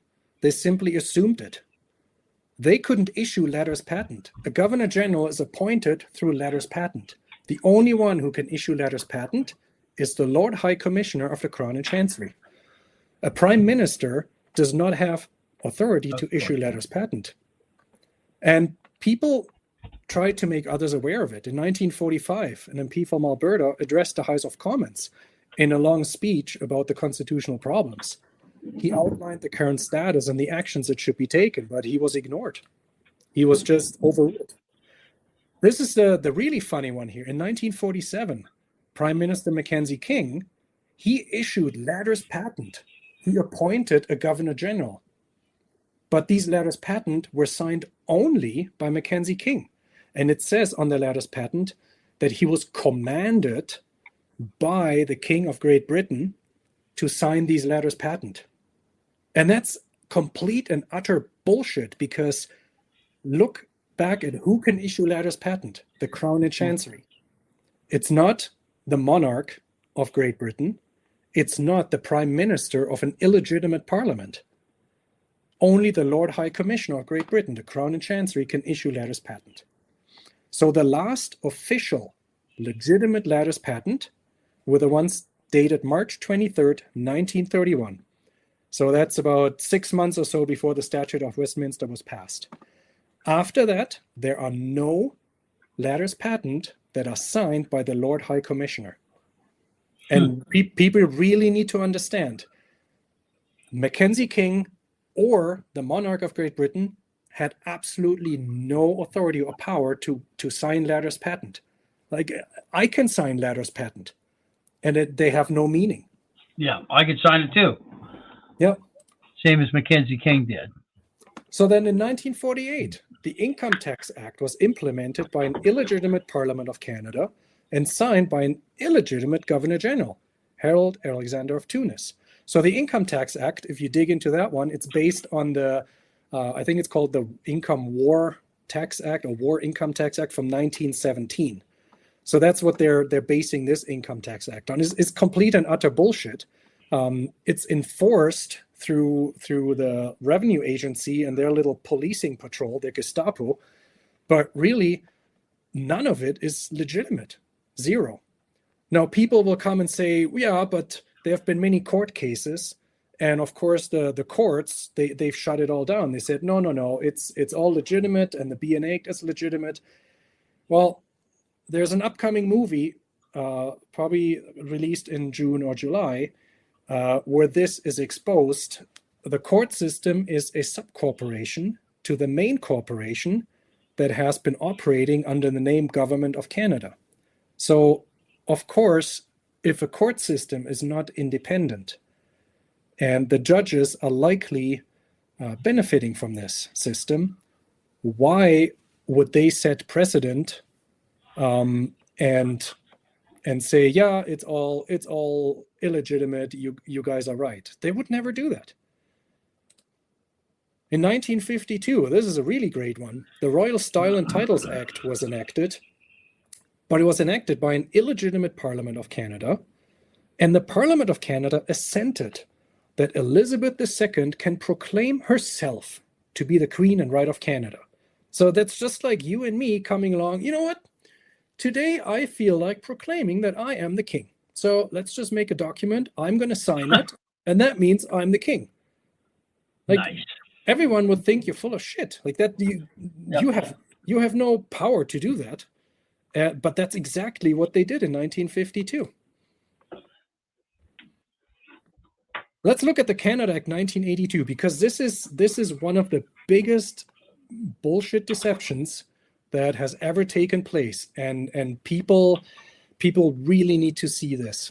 It's a complete fallacy. Just pay attention, listeners and viewers, man. Just pay attention to this part. It's going to just. So in 1976, Walter Cool, again, the MP from Alberta, who was outspoken about this already, he wrote a letter to René Lévesque, and he explained to him that Quebec does not need to seek any formal separation because the province has been completely independent and sovereign since December 11, 1931, when the Statute of Westminster was passed. So it was people were made aware of it. And he worded it really nicely. How can you be divorced when you have never been married? But he was ignored again. 1982, Pierre Elliott Trudeau came along, and he initiated what I call the Grand Deception. And It's called the Constitution Act of Canada, also known as the Charter of Rights and Freedoms, or the Canada Act 1982. And this really set up an illusion that really trapped people with big mind manipulation. And sadly, many still believe that it's factual truth. So he is said to have patriated the defunct and meaningless BNA Act from 1867. So patriation means transferring a legislation to an autonomous country from its previous mother country. But when you look at it, well, what can he really bring over? Because the BNA Act from 1867 was defunct and meaningless after 1931, when the Statute of Westminster completely severed the ties. So it is not a dead document, but nobody It's can irrelevant. It's an irrelevant document. Nobody can use it. So, and then you need to ask yourself why he didn't bring an original, he brought a photocopy. The original BNA Act from 1867 still resides in the Parliamentary Archives of Great Britain. If he really brought over and patriated, bring over the legislation, transfer the legislation, then this original BNA Act should be in the Parliamentary Archives of Canada, but it is not. It is not. To this day, it is the property of Great Britain. But nobody thinks about this. Like, you really need to stop and think, well, what does this mean? This means we've been told bullshit. So Trudeau then urged all provinces to ratify, which means give formal consent to make it official, to ratify the document so that Canadians could enjoy the new constitution as soon as possible. But did all the provinces sign, and was it ever ratified? Let's take a look. Section 58 of the Canada Act 1982 states that this act would only come into force by proclamation issued by the Queen or the Governor General, and only if the conditions of Section 59 were met. So what does that mean? Section 59. Section 59 is a little complicated, but we'll break it down. Paragraph 23(1)(a) states, Section 59, subsection 1 says, paragraph 23(1)(a) shall come into force in respect of Quebec on a day to be fixed by proclamation. A proclamation under subsection 1 shall be issued only where authorized by Quebec. When that happens, then this section 59 will be repealed and the act will be amended and renumbered, and only by proclamation issued by the Queen or the Governor General. So there's a lot going on here. Let's break it down. The key word really is in respect of Quebec. So to understand this section, we need to also see what paragraph 23(1)(a) is talking about. Let's take a look. Section 23. It talks about minority language educational rights. 23(1), citizens of Canada, 23(1)(a), whose first language learned and still understood is that of the English or French linguistic minority population, have the right to have their children receive primary and secondary school instruction in that language in that province. Now that we understand that, talks about language educational rights, English and French, you think, okay, that makes sense. Now, recall section 59, subsection 3. It says, this section may be repealed on the day paragraph 23(1)(a) comes into force in respect of Quebec. Then this act will be amended and renumbered by proclamation. So amended and renumbered means section 59 would be deleted. It would be gone, but only in respect of Quebec. So in respect of Quebec means Quebec would lose their educational right in the French language. Everyone else would still have 23(1)(a) applicable. But since section 59 states in respect of Quebec, this means it applies to Quebec. So if Quebec was stupid enough to sign and authorize this, then Quebec would lose their right to speak French and educate their children in French. This would be renumbered and Section 59 repealed, and they could never go back on it. They'd be done. So the French... So by Quebec signing off of that, they would relinquish their right to have French as a primary language within their province. Exactly. And they would never be able to go back on it, because this would all be struck out of the Constitution of Canada. Yeah. So, and having been to Quebec a couple of times, I know that they are very concerned, protective, and proud of their heritage, and everyone should be. So if someone comes along and says, we're gonna take away your heritage and your rights to speak your language, everyone would say, well, no, go to hell. Like, that's not happening. Yeah. So when people in the West, and this is gonna really trigger some weaponized egos, when people in the West always complain about stupid Quebec and the stupid Quebec and, oh, we all hate them, you should be thankful that they never signed this shitty document, because then the Constitution Act or Trudeau's big scheme would have been put in place. Yeah. And we would have a way harder fight to get rid of this system. So it's really thanks to Quebec not signing this bullshit that we have this glimpse of hope these days. So to this very day, all provinces and territories within Canada are sovereign states to themselves. Yeah, that has not changed since December 11, 1931. And the solution is really simple. We'll get to that in a couple minutes here, what people actually need to do. So just to summarize and really show people that this Canada Act was never enacted, never. Let's look at again what the steps are to ratify and enact the act. So all provinces would need to sign the Charter of Rights and Freedoms.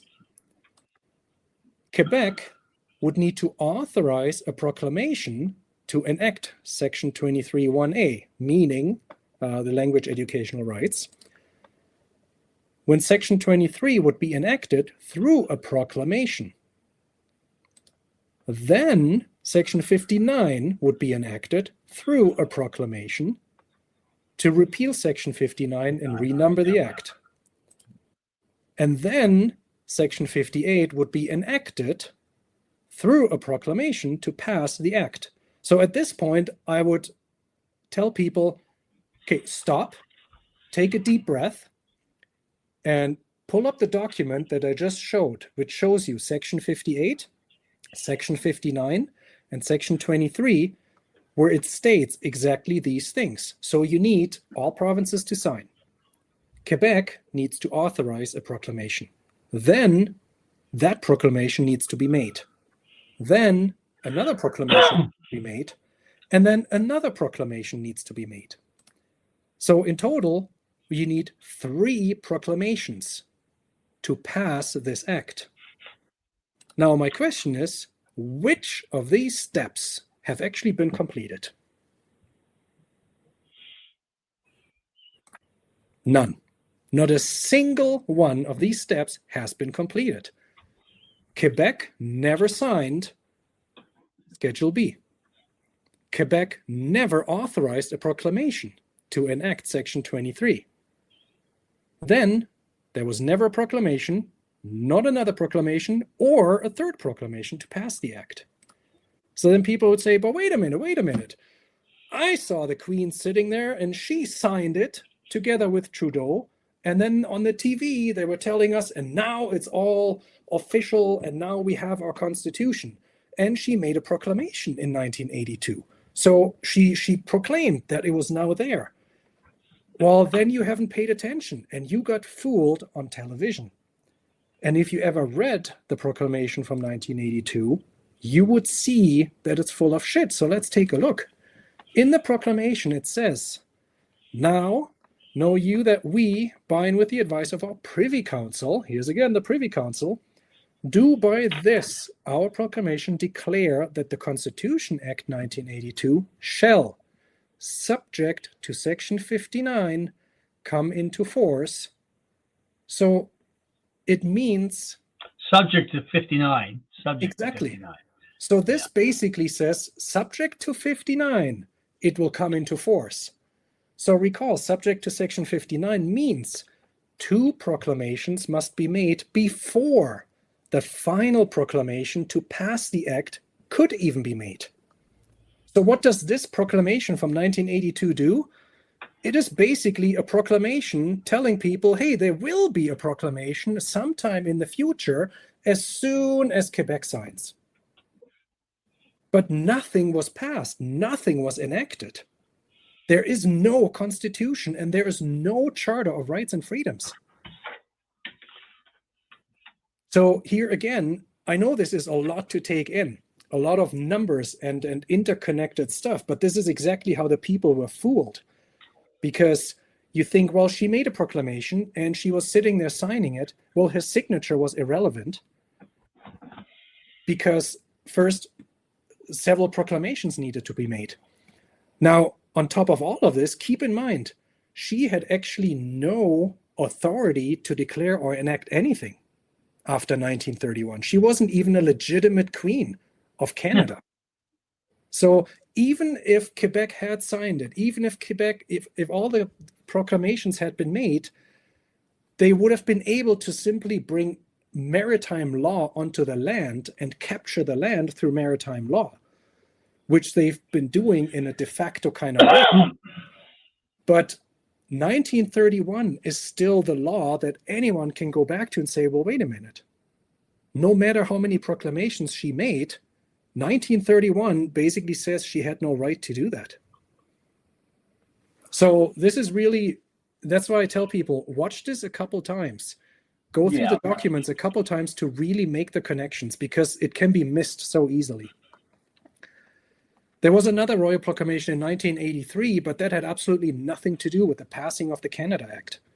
It just converted the status of original people from sovereigns to persons, which is that screwed over the Aboriginal people, because a sovereign is the one who has ultimate title and is in charge.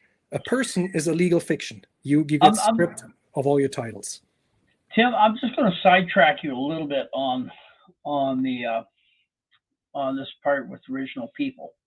So with Aboriginal people, they have treaty lands throughout Western Canada. Who is that deal with? Is that deal with the Crown and Chancery? Is that deal with a Canadian entity? Is that like who? I don't know for sure. Don't Some know, of it. Okay. No, I'd have to dig into it. I'd have to look into it in detail and go back through the years to see when certain things were made and signed and who was part of that agreement.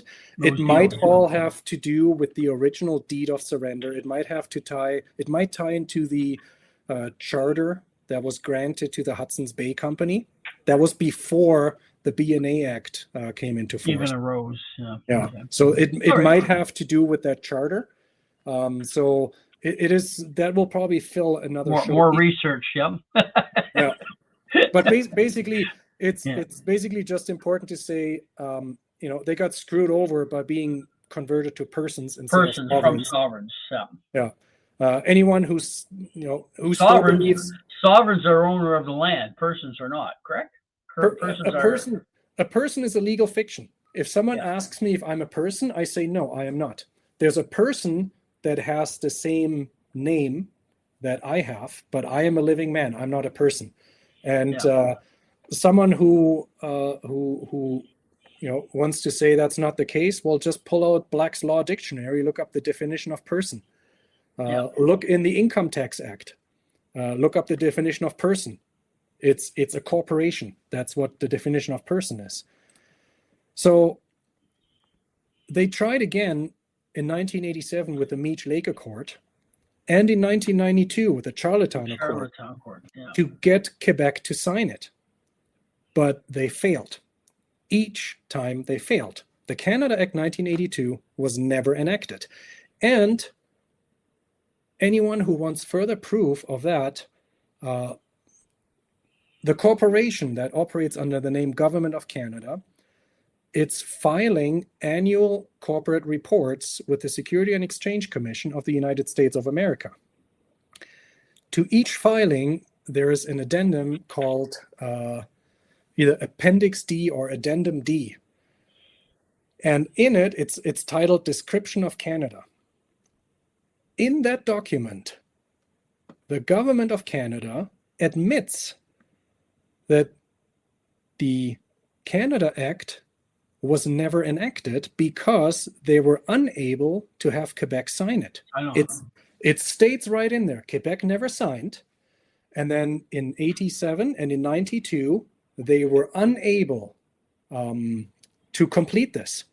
And then the final sentence says, well, they stopped pursuing it and simply decided to concentrate on other matters.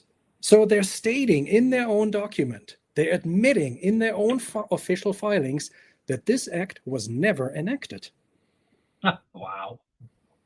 But when you try to talk to someone, for example, at the Justice Center for Constitutional Freedoms, I've tried to engage with them several times, showing them these facts. They simply repeat the same lie, like they're a broken record, and they will stop engaging in conversations. So I think, well, if you were truly concerned about the freedom of people or freedom for people and to blow this up, wouldn't you be interested in talking about this? No, they're not. They're covering up. They're gatekeepers, basically. Yeah. So here's just a reminder, again, to point it out. Since December 11, 1931, everything has been illegitimate, null, and void. The only reason it still keeps running is because people consent. They give their consent. They participate in it. Let's take a quick look. Oh, okay. Before we get to the Charter of Rights and Freedoms, people would ask, well, why would Quebec not say something? Why would they not say, wait a minute, guys, this is all... Quebec knows Canada is not Canada. They know it's an illusion. Yeah, that's where you're going with that. So. But why would they not educate the people and say, let's do something better here. Let's end all this corporate fraud. Well, if you look it up, on average, over the last many years, Quebec has received over $12 billion in equalization payments. So as soon as they speak up and call this out, well, this money is gone overnight. Yep. And Quebec would completely collapse into poverty without this. So they've been paid off from the start. And I'm pretty sure Pierre Elliott Trudeau had a big hand in making this work. When they realized they wouldn't sign it, okay, we got to shut them up. How do we shut them up? Give them money. And make sure it never stops. Nothing shuts up Quebec quicker than money. Yeah. Nothing. And if you look at it over the last few years, Alberta and BC, as far as I know, have received absolutely nothing. Zero. And Saskatchewan. Yeah. Zero. Nothing. So I can totally understand why in the West there's this hatred towards Quebec.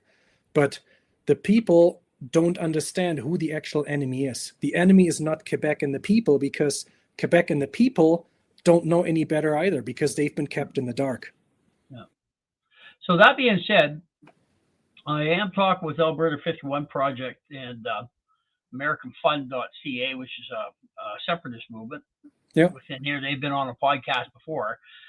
After I've been educated by this, by watching your presentation, your documentary 9 times in this conversation with you here today, Tim, Canada, the way it sits right now, technically does not require a referendum from Alberta to do its own thing. Cannot Alberta technically write its own constitution, then decide where it wants to go on its own to the American states or to Canada? Exactly. And that is so referendum's not required. No, a referendum is not required. And a referendum, basically what a referendum is, it's the same as a child asking the mother for permission to have a candy. And people really need to understand, you do not need the people of each province. Each province is a sovereign state, and the people are the ones who are really in charge. They just don't know it. But the parents that are there, the government, it's a theater. And they're trying to keep you entrapped, but you don't need to ask them for permission to vote on being independent.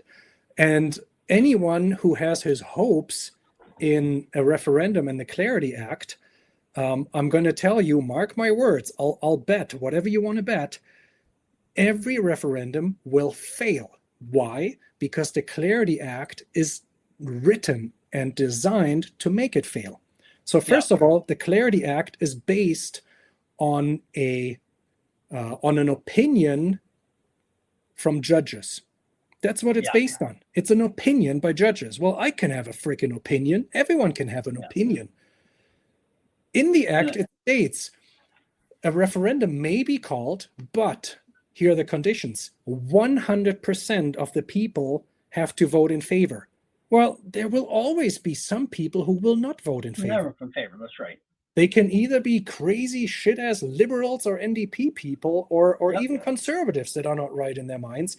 You will never have 100% of people in favor. So that's the first step where it will fail. And even if, you know, when you win the lottery and you do get 100% of people to sign and vote in favor, well, the next step is that Ottawa gets to decide if they accept the vote or not.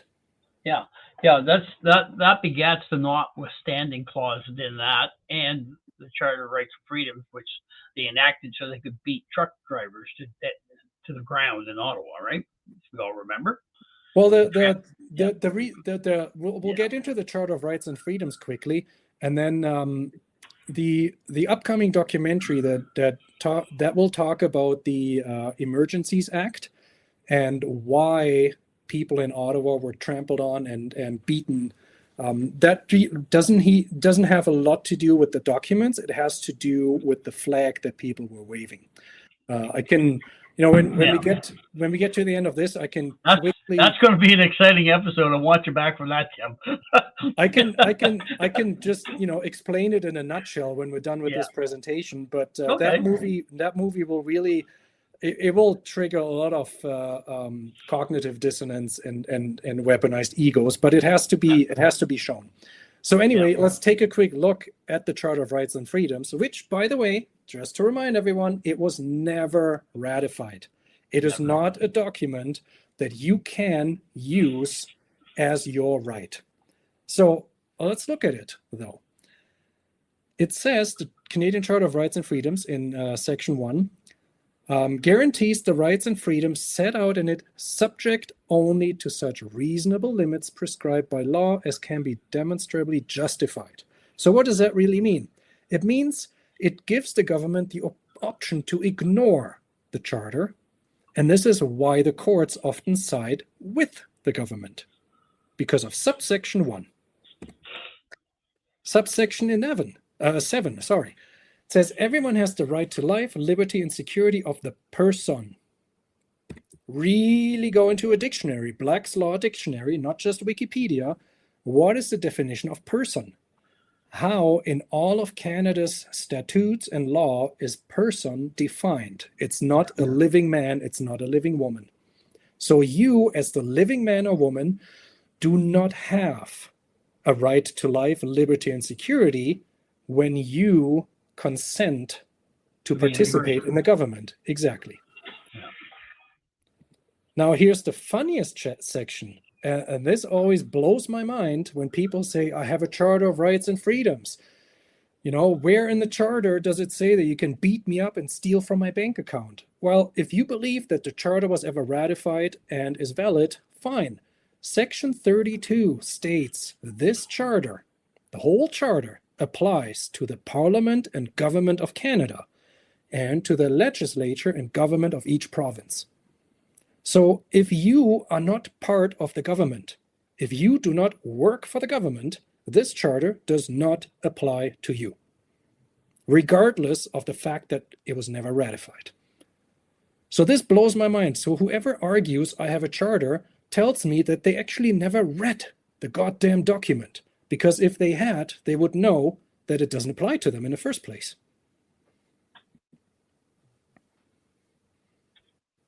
It only applies to government and persons, which are a legal fiction. What is a charter? People think a charter is a document that gives them rights, but actually a charter is a reservation of a ship. It's a written grant by which a corporation is founded, and its rights and privileges are defined. And a ship, even a plane, needs to be chartered to put a different flag on it, or a ship to land it. So that's what a charter really is. It's a corporate foundational document. A person is a legal fiction. A corporation is also legal fiction, but a corporation is not a person. A person may be defined as a corporation, but not vice versa. So really, when you break it down, the charter was meant to create a ship at sea, which was intended to bring maritime law onto the land when each province signed off. They would bring maritime law onto the land, and then through the persons, the living men and women would be brought under maritime law jurisdiction. So if Quebec had signed it, and they would have been able to implement all of this, the people would have become complete slaves to a foreign corporation. Now, when you look at it, you would say, well, we are slaves. Yes, we are. They have never been able to do this officially, and they've been able to keep it a secret that we actually do not have to abide by any of this because we own the land. But they've been tricked. The people have been tricked by this corporation through giving consent. So if you want to drive, you need a driver's license. Well, by applying for a driver's license, you just gave your consent to participate in this system. Same with the passport, same with any other corporate ID, social insurance number, any license that you may need for your job. But you were never told that it's an illegitimate system. And a charter is not the same as a constitution, because a charter is granted by a foreign government. It's a corporate document, whereas a constitution is never granted by a government. A constitution is written and established by the people. The people write the constitution, and then the people make the government. If it's the opposite, where a government gives you something, that is not a constitution. That is a charter, and a charter is a corporate document. Wow. Wow. So then, what is Canada? Like, if all of this is all fake, phony, and false, like, what is it? Like, people think we have a country. We definitely, we wave our flag, we have a country, we're proud. Well, again, don't just believe what you're told in school. Go do some reading. Pull out the Interpretations Act from 1985. It defines how the government looks at things and how they define things. I can tell you there is no lawfully established independent country called Canada. There's only a geographical area that consists of sovereign nations, also known as provinces. So in the Interpretations Act, it states in there, Canada includes the internal waters of Canada and the territorial sea of Canada. Doesn't say the land anywhere. Canadian waters includes the territorial sea of Canada and the internal waters of Canada. Again, no land. Internal waters means the internal waters of Canada and includes the airspace above and the bed and subsoil below those waters. And the territorial sea means the territorial sea of Canada and includes the airspace above and the seabed and subsoil below that sea. So why is the land not mentioned anywhere? Why is it not even included?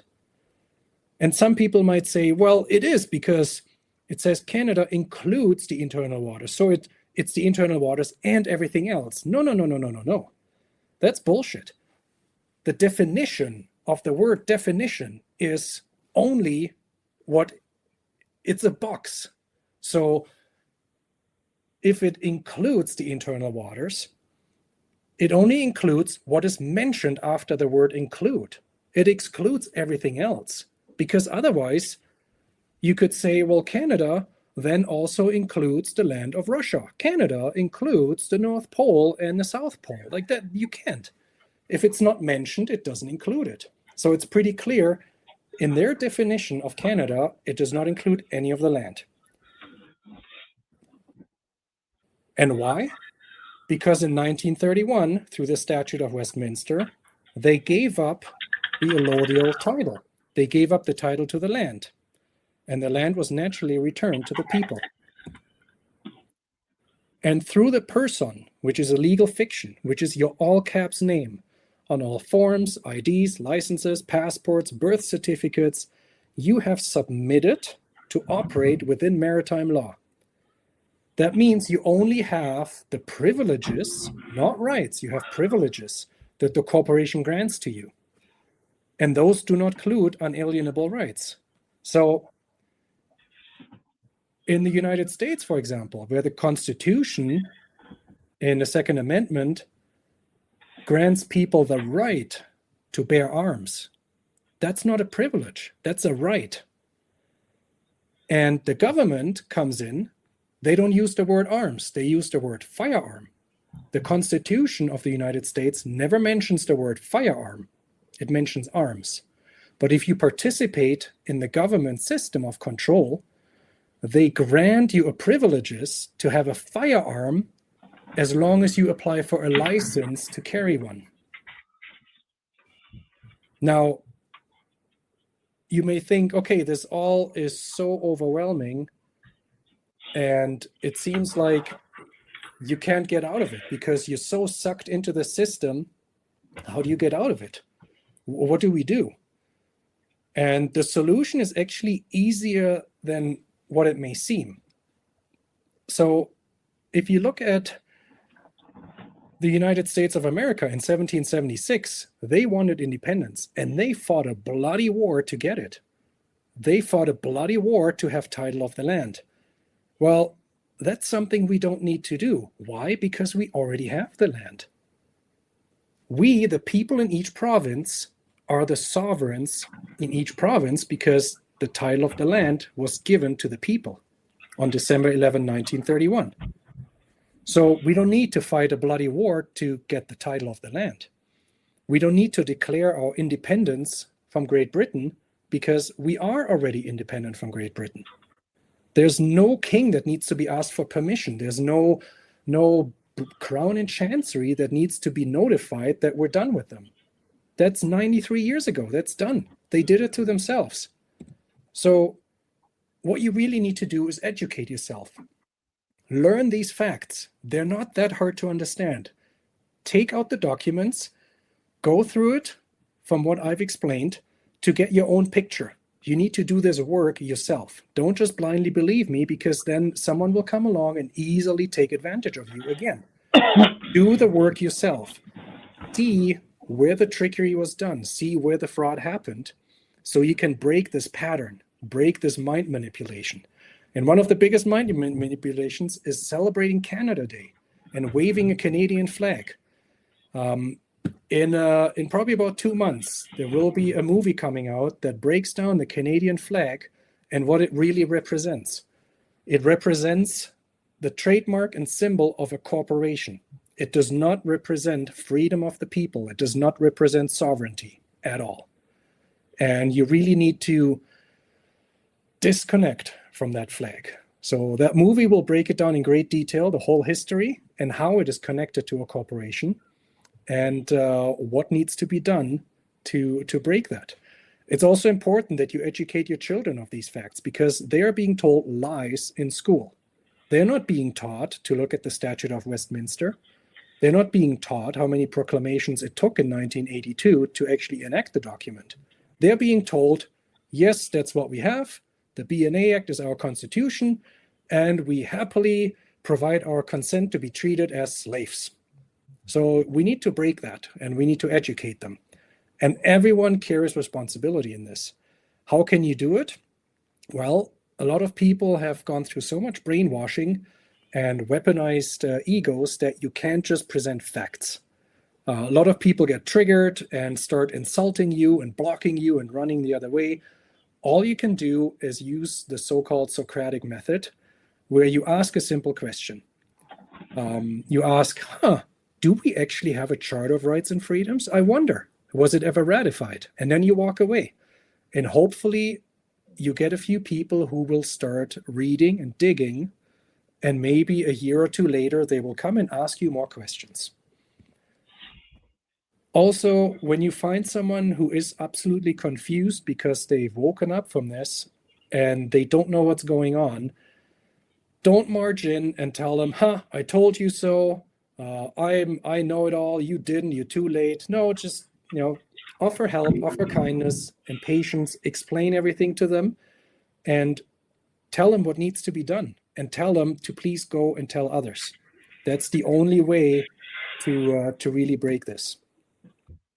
Now, when we get to a point where we have enough people, and that could be 3% of a population, 5%, that is a critical mass, that the people understand what was done and the people understand what needs to be done to rectify the situation, that's when we will hold in each province a constitutional convention.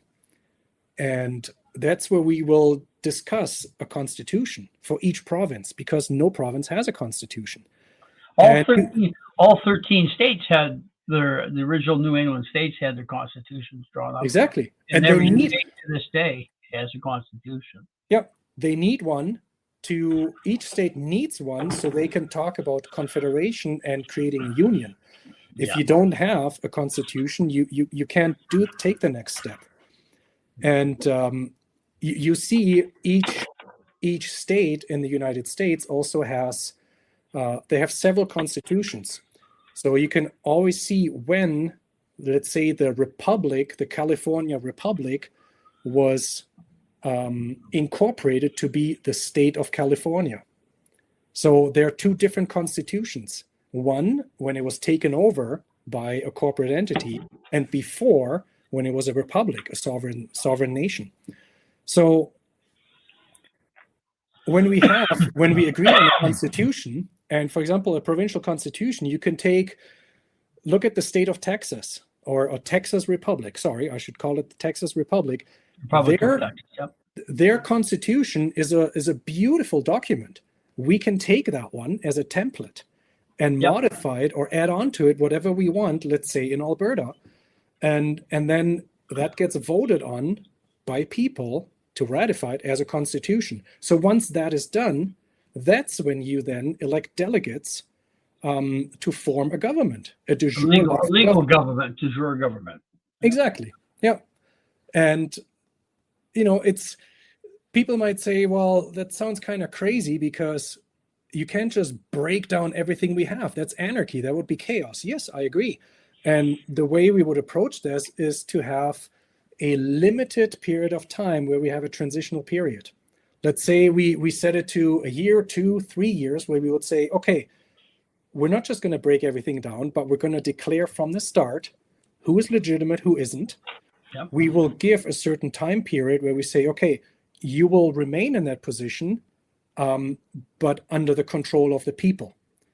And we will take that time to then discuss, okay, we need to definitely reduce the size of government and regulation. Let's bring it down. Which parts do we want to keep? Which parts do we want to abolish? How do we run it? So that's a time period where we transition to the new system. Now, that said, all of this needs to be done without any corporations of any kind. So if somebody comes along and says, hey, I'm a lawyer and I really know everything about constitutions, why don't I take this on and I'll write it for you? That's where everyone should almost pull out their guns and say, get the hell out of here. Yeah. You can join this discussion as a living man or a living woman, but your title as lawyer is null and void because you're not part of the law of the land. You can go to your bar with your little bar card and practice being an attorney, but that is all corporate domain. That is shit that doesn't work for the people. So really, it needs to be the people.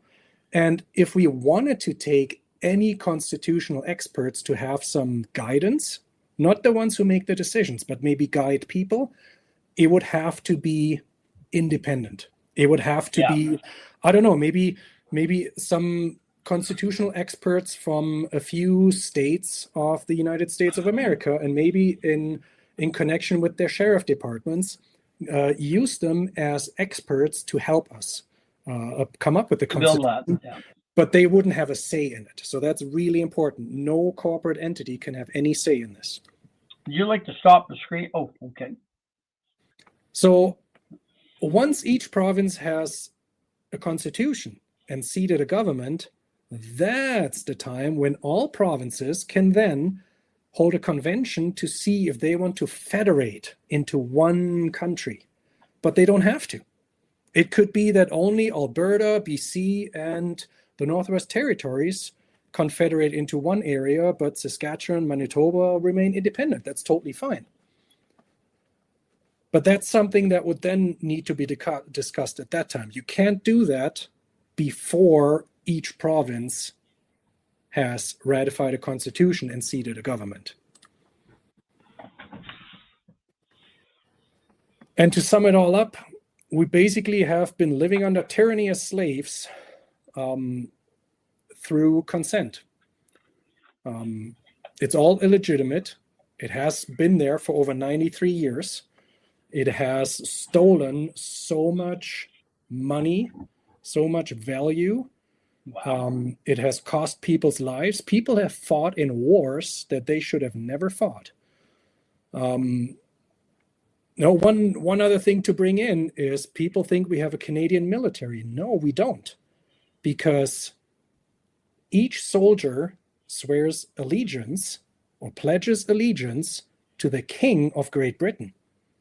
The King of Great Britain has absolutely no authority over this land. Zero. Since 1931, nobody from Great Britain has any authority over this landmass. So anyone in Canada who joins the military and pledges allegiance to the King of Great Britain is really the King's army. It's the King's military. But they do not pledge allegiance to the people on the land of each province. Waving and displaying the Canadian flag is absolutely not a symbol of freedom and free spirit. It is the symbol and trademark of a corporation. And that will be shown in the upcoming documentary film. So when you wave this flag with the maple leaf, you are basically telling the corporation, hey, I stand with you. I submit myself to your laws and I will abide by your laws. And I will sum it up now within a minute. That is the reason why Trudeau was able to invoke the Emergencies Act and beat people up. Because it is the same thing as if someone who's employed by a company, a corporation, goes into the office, naked, drunk, pisses on people's desks, starts misbehaving, calling the CEO names, and destroys property. The CEO will tell the person, hey, can you please stop what you're doing and leave? You're not welcome here. And if he doesn't leave, he will be removed with force. He will be fired and removed from the building with force, and he will be sued. So when in Ottawa, people showed up on Parliament Hill blocking everything and asking Trudeau to stop what he's doing and resign, they were waving the Canadian flag. So they were telling Trudeau, hey, we stand with you because we are waving the symbol and trademark of your corporation. And pull up a Dun & Bradstreet report for Government of Canada. You will see it is a corporation, a registered corporation. So this flag is owned by the corporation. It is not owned by the people. I will show that in my documentary film that's coming up. So what the people should have done is show up in Ottawa with the flag of parley, a white flag that not is a flag of surrender, but a flag of, hey, let's talk. It's a flag where you would show up on Parliament Hill, you put a table and chairs on either side with a flag on each side of the table, and you invite the Prime Minister to come down and talk. That's an offer of peace and talk to surrender. And he would have had no other opportunity but to come down and talk. Now, of course, the court, I think earlier this year, where federal court said, oh, Trudeau invoking the Emergencies Act was wrong because it violated the charter rights. So the court, that's part of the corporation, gave the people a little crumb. Yes, you are right, because it violated the charter. Well, go back and think. For one, the charter was never ratified. But two, if it was, it says it applies to government. It doesn't apply to people. But again, the people just run the other way, screaming, yes, we won, the court says so. And I'm thinking, no, you didn't win anything. The court just made a bullshit decision to make sure that you stay trapped in the illusion and you don't start digging. That's all it is. Amazing, eh? Yeah. Still, we're at a point where a lot of people don't want to hear the truth. People have questions and people think, oh, Pierre is going to save us all. We vote for Pierre.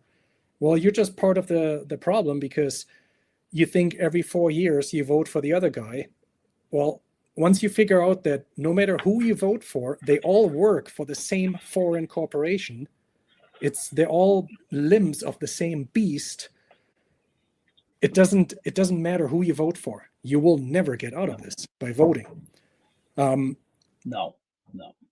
So I hate to say it, and I wouldn't want to see it, but I think a lot of people sadly have to really suffer immensely at the hand of communism, because that's the only way to wake them up. They have to lose everything they have. They have to feel pain so that they're willing to come and say, I can't do this anymore. I need help. And that's when they're willing to actually listen and learn.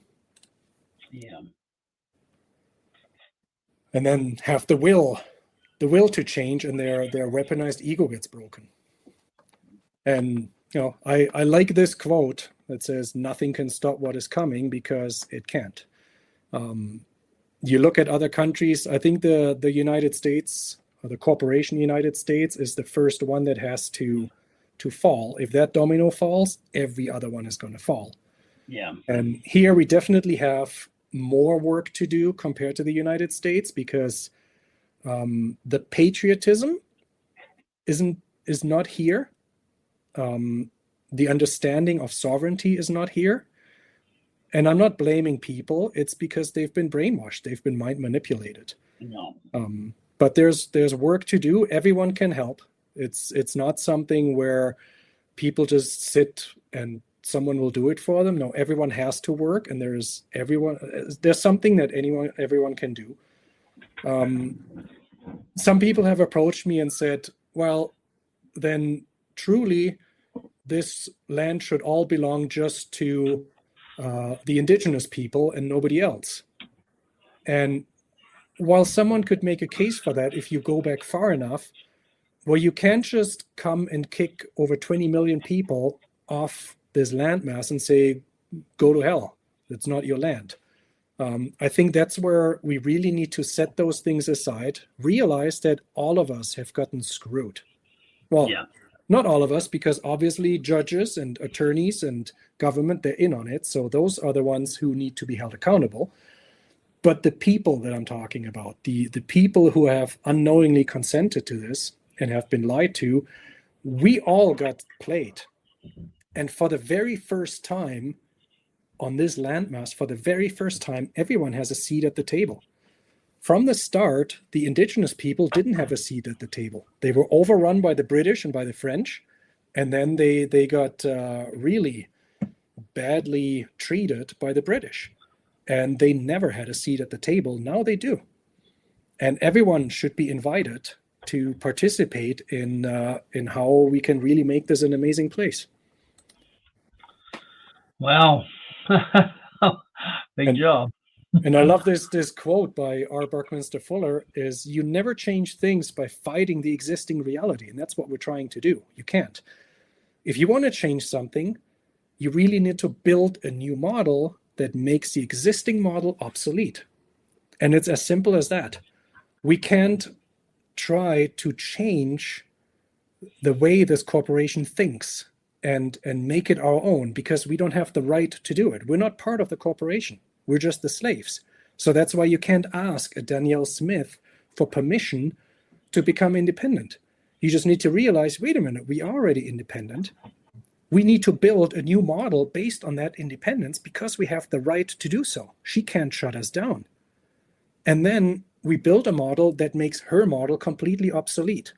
Now, if she wants to participate in a constitutional convention in her capacity as a living woman, she's obviously invited to do so. But if she thinks she's going to run in as the premier and take charge of things, well, sorry, that's not going to happen. Then you can leave. So that's really what we need to realize, that it's fairly simple to do, because we don't need to fight a bloody war to get the title of the land. We just need to exercise it and have a critical mass of people who just say, well, the corporate government, they can continue as much as they want. We just stop paying attention. We stop participating in their model, and they will like an animal, a nasty animal that you take the food away. At some point, it will die off. It'll just be gone. And that's what we need to get to in a peaceful manner. Yeah. Well, it's not pretty enlightening. Pretty enlightening, Tim. Wow. Well. So there you go. You're back. I'm back. Yes. Excellent. Well, that's pretty massive. That's a lot to undertake for the listeners. So, Tim, what do you have for new projects coming up? We started the conversation ahead of this presentation, but what do you have on the back burner here, my friend? Well, I really wanted to dig into the Canadian flag, because I thought something with the Emergencies Act just was off. Why were they able to pull all of this brutality off? So I started digging into the flag, and I found all these connections of that it's not owned by the people. It does not represent sovereignty and freedom. So that is coming together really nicely with some new revelations about this corporation and its fraud. So I'm currently working on a second documentary film. It's called Canada's Flag, A History of Deception. It's probably going to come out June, July. And out of that, I think there will be a third documentary that I already have ideas and ideas for a script for that will go into more calling out the Bullshit Clarity Act document, that a referendum will always fail, but then going into detailing more about the solution. So showing people, how do we actually have a constitutional convention? What does it look like? How do we vote delegates? How do we actually seat a lawful government by the people? Because a lot of people will probably not have any idea how we do that. How do we go about that? So some guidance would, I think, be great to have. A massive undertaking. Yeah. With a lot of smart people. Massive. Yeah. Wow. Well, I'm dumbfounded now. So I encourage people, watch the film. You can find it on Rumble, YouTube. The easiest is to go to www.canadaillusionfilm.com. That's where you can watch the movie. There's links to YouTube and Rumble, and I think Odyssey as well. You can download the movie from there and share it. You can download the PDF of this presentation if you want to read through the facts. There's a link to themythiscanada.com where you can find all the source documents, and I really encourage people, go read the documents. So the first step is understanding. Absolutely, yes. Absolutely. What I remember, what begat the question and how I came upon your documentary was, I asked the question was, why do we need a governor general to drop a writ to call an election? Yeah. To this day, why are we not Canada? Cannot we not do this? Right. So yeah, that was my initial start down this rabbit hole. Tim, I really, really, really appreciate the time you've given me here today, man. I'm going to close off our session here right now. I'm going to ask you to stay on behind the scenes here as I download the information in the files because everything's digital now. And I thank our listeners for tuning in. This is a 2.5 hour podcast. It's my all-time longest so far, and I think we're going to give Joe Rogan a good run for his money on this one. Thanks for having me, and I'm happy to come back anytime to do more in-depth information. Just the enlightenment. And once again, to my listeners, I'm going to drop this two weeks in a row here, guys. This is a massive podcast, extremely important. The left wing and the right wing, well, they're part of the same bird. That's what we're trying to get across to you here right now. Have fun at the polls today, but I don't expect a lot of change, even though change is the buzzword. It's a buzzword every 15 years or 10 years. But you know what? The change is the same. So that being said, I'm going to close off this recording. Thanks for tuning in for Gears of Trust. Don't forget my book, Onward Buttercups. If you're a frontline supervisor, man, I'm going to tell you, I put 15 years in supervision, another 10 years in business ownership. If you want to learn how to build a team for $24, that's as cheap as it's going to get. It's on Amazon, Onward Buttercups. Thanks for tuning in to Gears of Trust. I'm your host, Timm Stein. Thank you so much for your time, man. Greatly appreciated. You're welcome. Catch you later, guys. Bye-bye. And we're gone.